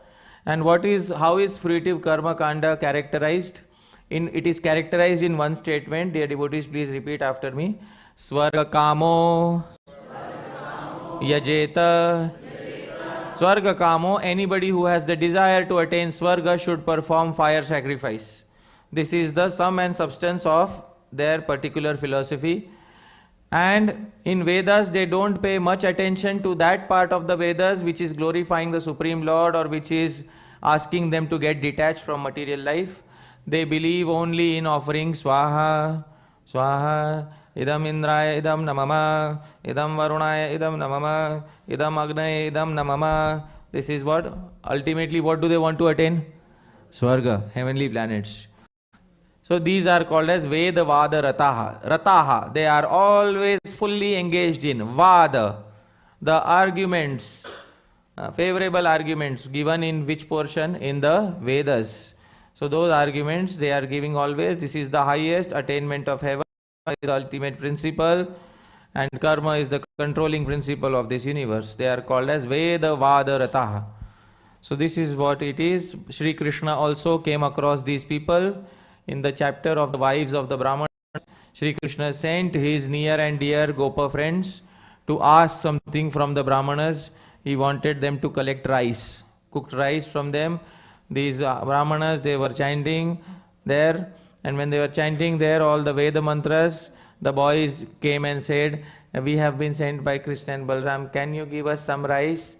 And they are, Om Agnim Ede Purohitam Devasya Yajamritvijam Otaram Ratnadatamam Agni Purve Birishabiridayo Swaha. And this is what was going on. So boys are, there is a rule in the middle of a sacrifice, if you can't pause in between a mantra, you can at least say yes or no. For saying yes, you have to look at the person and say, Om, what do you have to say? And if you want to say no, after a mantra, you can say Neti. What can you say? These Brahmanas neither said Om, yes, nor did they say Neti, no. Shukdev Goswami criticizes them. Nate yad Om iti prochur Naneti cha parantapa Gopa nirasha pratyetya Tathochu Krishna Ramayo. When the Brahmanas failed to reply even with a simple yes, what is the Sanskrit term for yes? Or no, what is the Sanskrit term for no? O chastiser of enemy Parishi, the cowherd boys returned disappointed to Krishna and Ram and reported this to them. As soon as Sri Krishna heard this, Krishna started laughing, dear devotees. So, why did Krishna start laughing? Many commentators explain the secret. One of the commentators is Sri Harishuri. He says, Krishna was thinking, if a person is highly practiced in any particular literature or any particular knowledge, it automatically comes out of his mouth. For example, after you chant 192 rounds on one day, in night also some people, Hare Krishna, Hare Krishna, because you have practiced it so much on that day. Krishna is laughing. I have created two paths on the Vedas, Pravritti Marg, the path of attachment, and Nivritti Marg, the path of detachment. On the path of attachment, you utter the Vedas, Om Indraya Namaha, Om Varunaya Namaha, Om, Om, Om. And the path of detachment is that of Upanishads. And Upanishads describe the absolute truth as Neti, Neti, Neti. It seems that these Brahmanas have neither learned Pravritti Marg nor learned Nivritti Marg. They neither said Om nor did they say Neti. Thinking this, Krishna started laughing on the Brahmanas, dear devotees. This is what is Veda Vadarata. Krishna came across such people in his particular pastime. I hope that satisfies your query, Mataji. Thank you. Thank you. All right.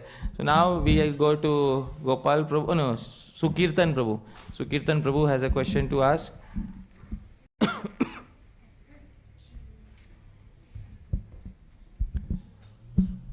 Hare Krishna Prabhuji. I just had a question about the difference between Vada and Samvad. I understand that Samvad is like discussion between the spiritual master and the devotee, and Vada is between two sadhus. But is the outcome of these two discussions different, or is it the same? See, the outcome of a Vad is a cordial discussion. Sometimes it may end in two people saying, all right, let's agree to disagree, but let's keep it cordial. That you can call a Vad. Samvad is when the conclusion is reached. One of the persons gets convinced about the other person's point of view based on Shastra. So that is what you call a vad which is taken to completion, where the original purpose of arriving at the truth was fully resolved. You can call it samvad. So that is the answer. So samvad can still happen between two sadhus, not just a spiritual man. Yeah, of course. Maitreya and Vidur, or you can say, Maitreya and Vidur anyways they are related to each other as guru and disciple. But between any two sadhus, you can have samvad. There is in Srimad Bhagavatam, Prahlad Maharaj meets the python man. How many of you have heard that conversation? Where Prahlad Maharaj comes across a person, and that person is actually staying in the forest like a python, Ajgar Vritti. And then he's very fat, although there's nobody to feed him. And then Prahlad Maharaj says, "My dear sir, I have one doubt." "What doubt?" "You seem to be living the life of Ajgar, a python in the forest, but you are very fat. Can you tell me what is the secret?" So then Python man starts speaking about realization to Prahlad Maharaj, and this discussion is mentioned in the Srimad Bhagavatam. I'll try to find, that discussion, but this is one example of samvad between two sadhus that takes place. Yeah. Yes. A historical example of this, learned sages recite the story of an ancient discussion between Prahlad Maharaj and a great saintly person who was acting like a python. So, that's a good name for a topic. Prahlad Maharaj meets the python man, alright? So,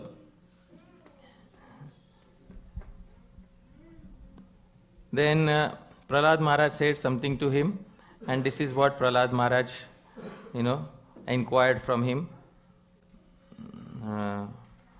Prabhu, can you read what Prahlad Maharaj told him? Seeing the saintly person to be quite fat, Prahlad Maharaj said, "My dear sir, you undergo no endeavor to earn your livelihood, but you have a stout body, exactly like that of a materialistic enjoyer. I know that if one is very rich and has nothing to do, he becomes extremely fat by eating and sleeping and performing no work." So this is how the conversation begins. But these are not related as spiritual master and disciple, but still it goes on the samvad route. If it would have been somebody else, and if this would have been the beginning of the conversation, I am doubtful that it would have gone the samvad route. But still Prahlad Maharaj poses such a question. "I see you are living like a python, but you are very fat. Can you please tell me what's going on?" So this is how this conversation begins, but this is also an example of samvad in the Srimad Bhagavatam. Alright, so that, okay, chalo. Anybody else? Yes, Narottam Vilashu.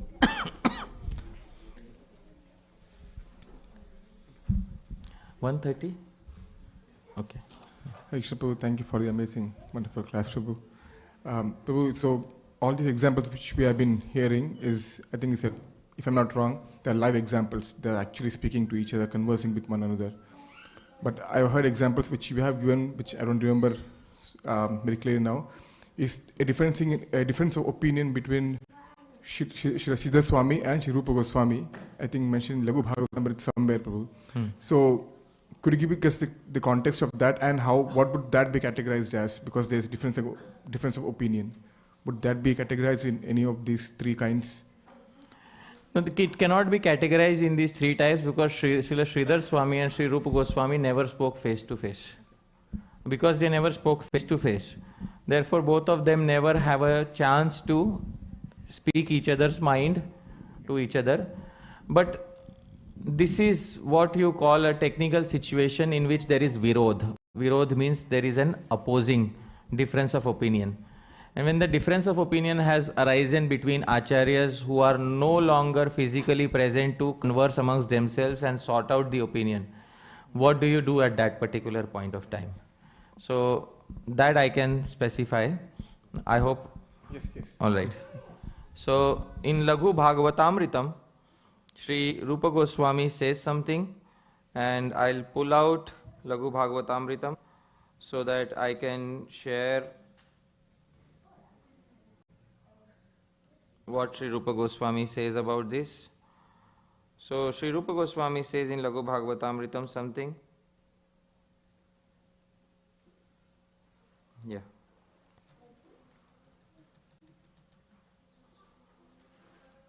he quotes the Kurma Puran. Please repeat after me. Virodho vakyayor yatra na pramanyam tadishyate yatha viruddhata chasya tadartha kalpyate tayo. Virodho vakyayor yatra. Where there occurs a virod. What is the meaning of virod, dear devotees? Opposite views. Vakyayor, between vakyayor is dual case, between two statements. Of the same authority or of two different authorities. Na apramanyam tad ishyate. You should not discard the statement of one authority. Because both are our authorities. Let's say if we discard the statement of Sridhar Swami. Chaitanya Mahaprabhu said, Sridhar Swami Guru Kari Mani. Sridhar Swami is our Guru. Then we are discarding whom? Our own Guru. Let's say we discard the statement of Sri Rupa Goswami. Oh my. Then we are discarding whom? Our Guru. In both cases, we are harming whom? Ourselves. Na apramanyam tadishyate. Don't discard any statement. Sometimes devotees have a habit, oh Prabhupada said this, Rupa Goswami said this. Some people believe, I'll only believe in Rupa Goswami. I don't believe in what Prabhupada said. Some people, I only believe in Prabhupada. I don't believe what Rupa Goswami said. Arey, you are harming one of the links of the Sampradaya. Wait. You are harming your own connection to the Sampradaya. Because our Sampradaya is a link. And if you harm any link, whose connection is broken? Our connection is broken. Wait. Don't harm any link of the Sampradaya. Na apramanyam. Don't consider any one of them as unauthoritative. What instead? Yatha avriddhata cha syat. Tadartha. Try to bring about a meaning which harmonizes both viewpoints without harming any viewpoint. This is what it says. But what to do in situations when the viewpoints cannot be harmonized? Srila Baldev Vidyabhushan gives Yatha udita anudita homa abhidhainor vakyayoh. He gives an example of the Vedas. I'll give you an example of where two statements cannot be harmonized. For example, in Bhakti Rasamrit Sindhu, there are two statements which you cannot harmonize. I will give an example of this.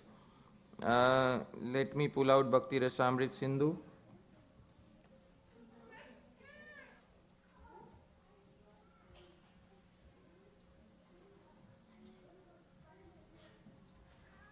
Yes.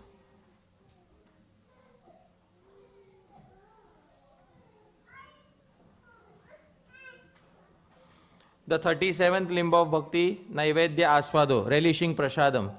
Sri Jiva Goswami says something. Jiva Goswami says, while relishing Prasadam, Puraham Antah Puram Parityajya. Don't relish Prasadam in front of the deity. Give up sitting in front of the deity, sit somewhere else and then relish Prasadam. This is Sri Jiva Goswami. Srila Vishwanath Chakravarti Thakur says something opposite. He says, Bhagavad Agre, in front of Bhagwan, Tambula Charvanam eva nishiddham. Only eating pan, betel nut leaf is forbidden. Na tu bhojana samanyam, not general prasad. Sri Jiva Goswami says all sorts of eating prasad should be forbidden in front of Bhagwan.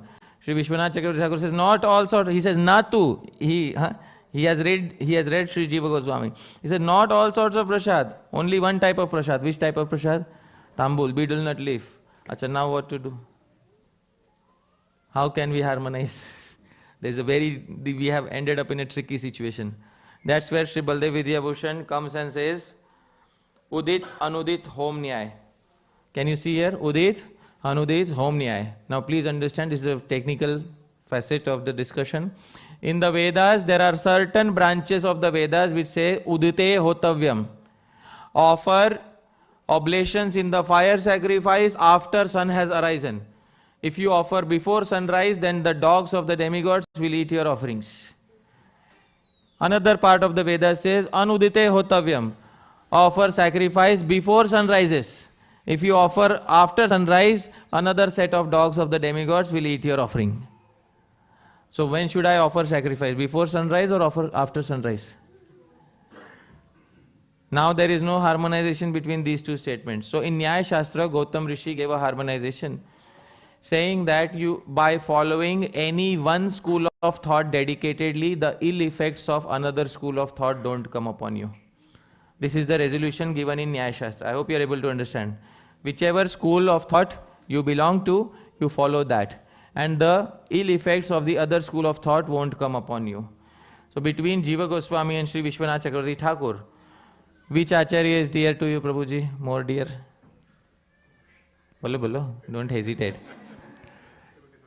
Sri Vishwanath Chakravarti Thakur. The Vishwanath Chakravarti Thakur says you can eat, but don't eat one thing. What should you not eat? Tambul. Pan. Do you eat pan? No. I think it's all problem solved. Alright? But in most of the ISKCON temples, we follow the strict regulation of whom Sri. We pull the curtains in front of the deity so that nobody eats in front of the deity. Why? Srila Bhaktisiddhanta Saraswati Thakur favors somebody. Whom does he favor? Sri Jiva Goswami. Right? In this regard, Srila Bhaktisiddhanta Saraswati Thakur favored whom? Srila Jiva Goswami. This is the culture he passed in Gaudiya Math. This culture came as it is to which society?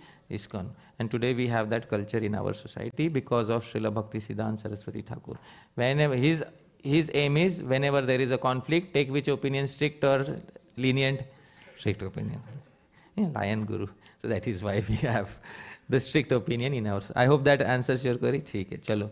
It's 2 minutes remaining, Prabhu. Should we pause now? That's a good time to pause. Okay. Huh? Yeah. Does somebody have a burning question which they want to get it resolved right now? All right. Theek hai. Thank you very much. Thank you very much. So let's appreciate His Grace Hari Parshad Prabhu's wonderful wide scope lecture.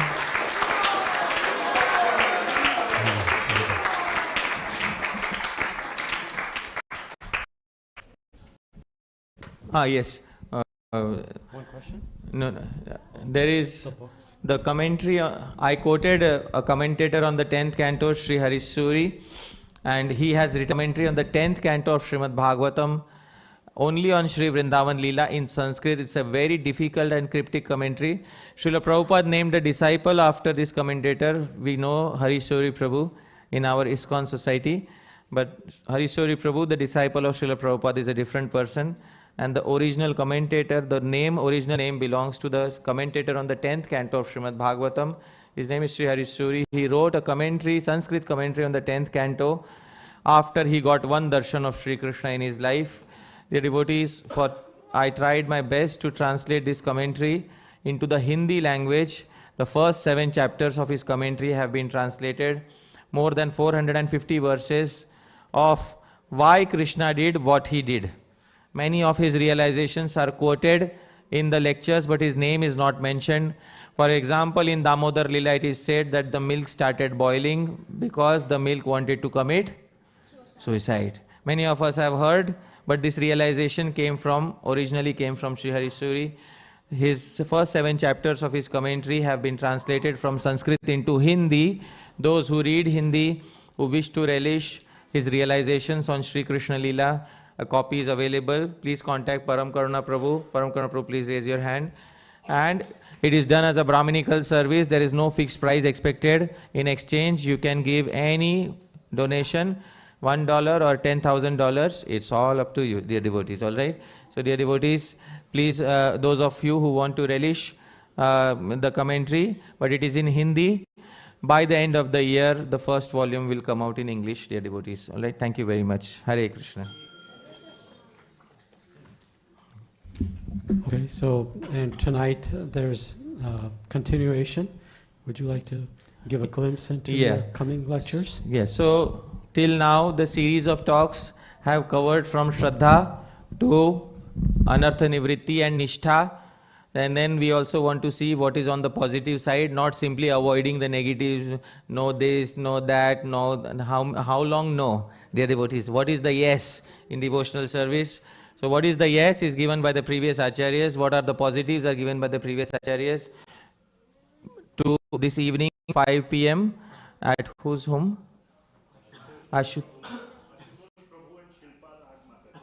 Ashutosh Prabhu and Shilpa Mataji's home, we'll be having the first part of the presentation named The Hankering God. We will try to enter into the mind of Sri Krishna and we see what a great mistake he made in his life, dear devotees. How many of you want to know the great mistakes that Krishna made in his life? Please raise your hands.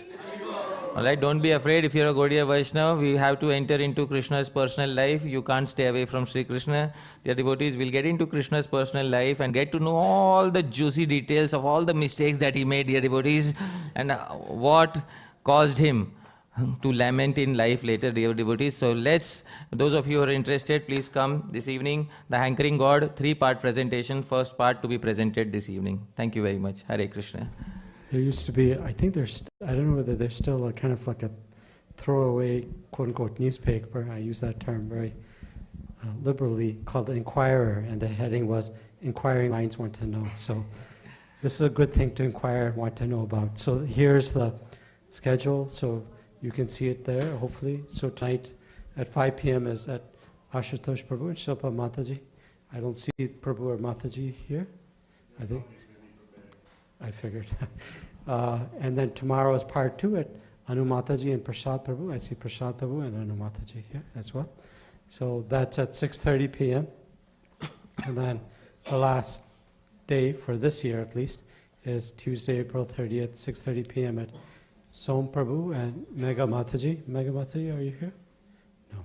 So those are the upcoming visits with Prabhuji. Can we show the subsequent also? So tonight is at 5 p.m. Weekdays, Monday and Tuesday, 6:30. Just keep note of the time. Tonight 5, Monday, Tuesday, 6:30. Okay. And then we're having programs with His Grace Dwarkadish Prabhu and Vishaka Priya Mataji from ISKCON Chaupati. They're very senior devotees there and have been serving the deities and the congregation for many years.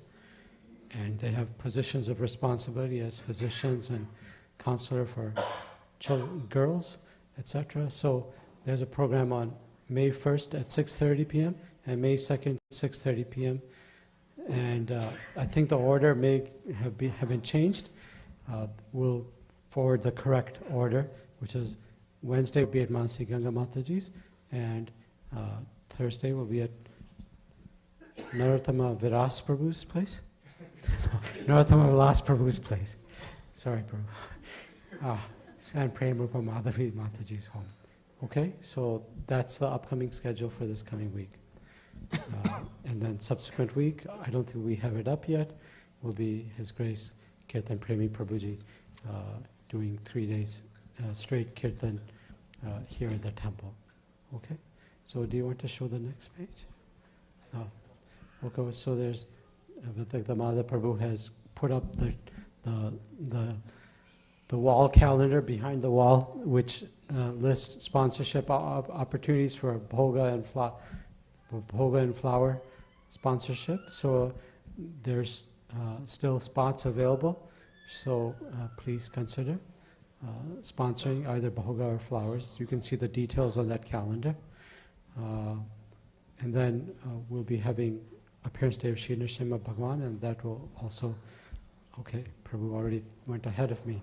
So there's Nrsimha Dev Chatudarshi and deity anniversary. The date of deity anniversary probably will change, we'll confirm.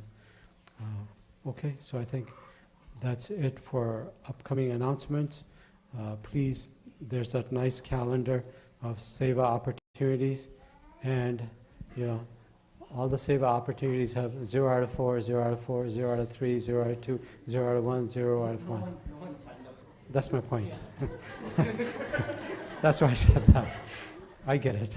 It's like a strikeout. So maybe some people, I know there's so many messages coming through in our groups. I think we're trying to consolidate them with concise WhatsApp and email messages. So please scroll through, and that's nice to do seva at the temple and serve the devotees and the deities is a good way of progressing in spiritual life. Anybody can remove garbage, it doesn't take a huge amount of skill. It's not like cooking something or cleaning kitchen. So please volunteer for some activity. Don't leave without some activity. Okay, so anybody here for the very first time? No. Any birthdays or anniversaries? Yes? Yeah, so we were there a bit advanced. So let's hear for him with a loud Hari Bol. Hari Bol!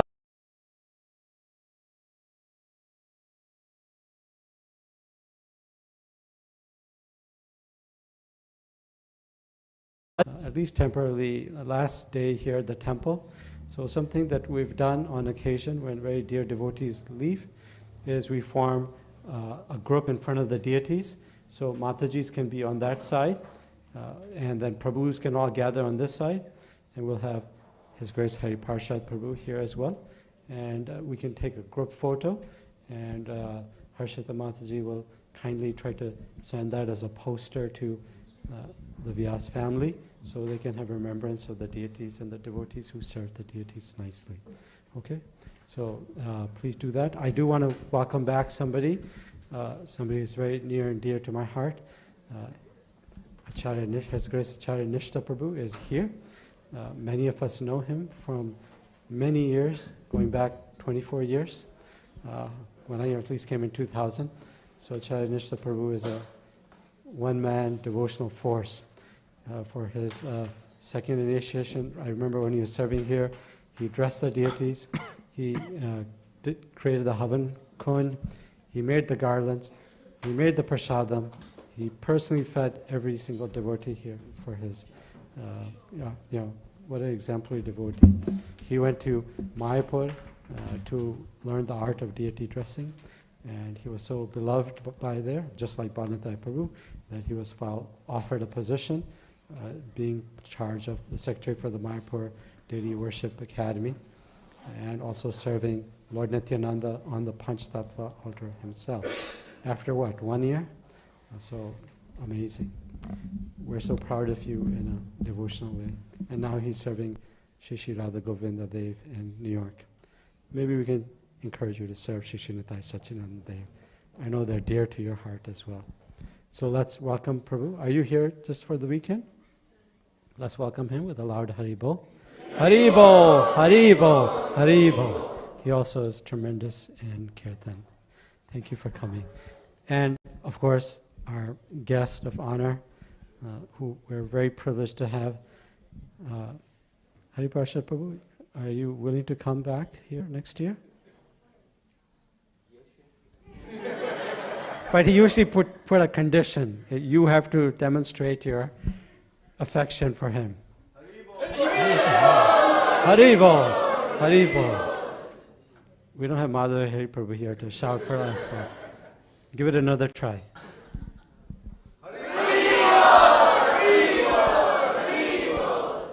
3 times is always considered somewhat auspicious, but 108 is also. But we'll just do one. We'll just do one more time.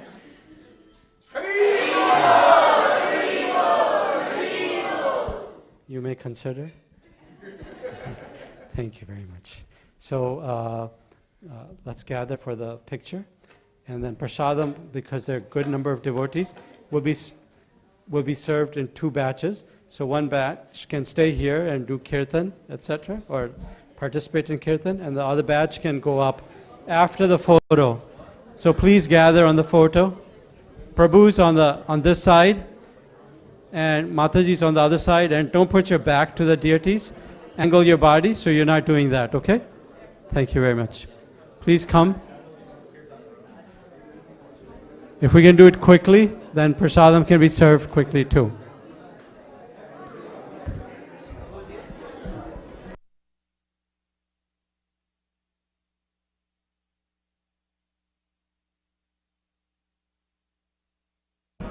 Okay, come on. It's not time for talking. It's time for moving forward. Let's have everybody gather. Put like the way Prabhu has his body. It's not back to the deities. It's to the side. So everybody, you can come. All the Prabhus.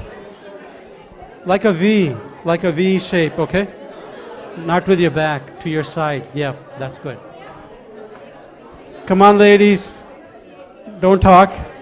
Come here.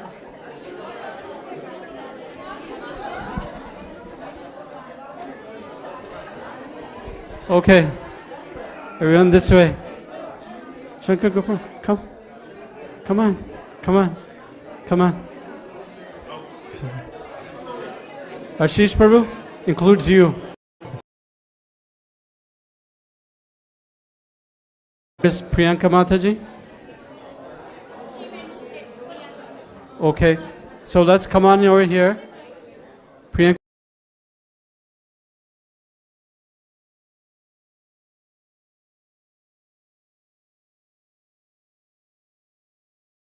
And she's expert, and she will take a panoramic like Hari Parshad Prabhu talked about a couple of days ago, where we stitch together hopefully one nice photo, and you can have it as remembrance. I will come. You can come, Kavita. Come sit here.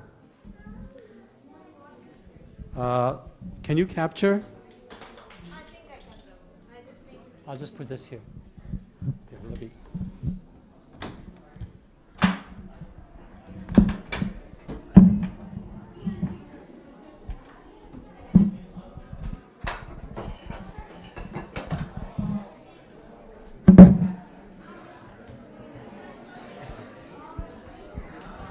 Come.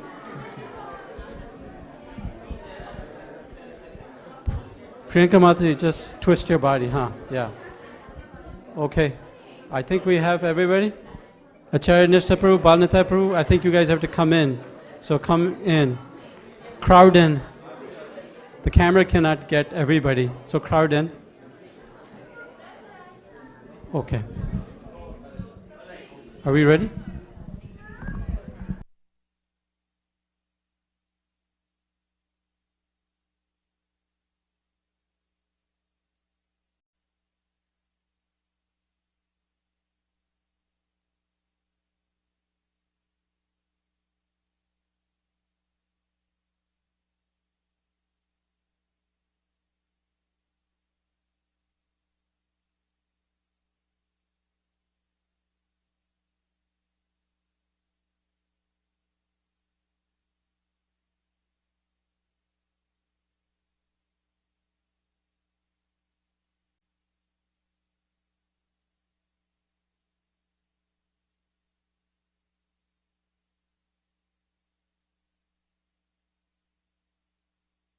So thank you very much.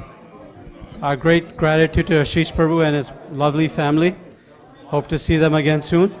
Half the devotees can go for prasadam and half can stay here and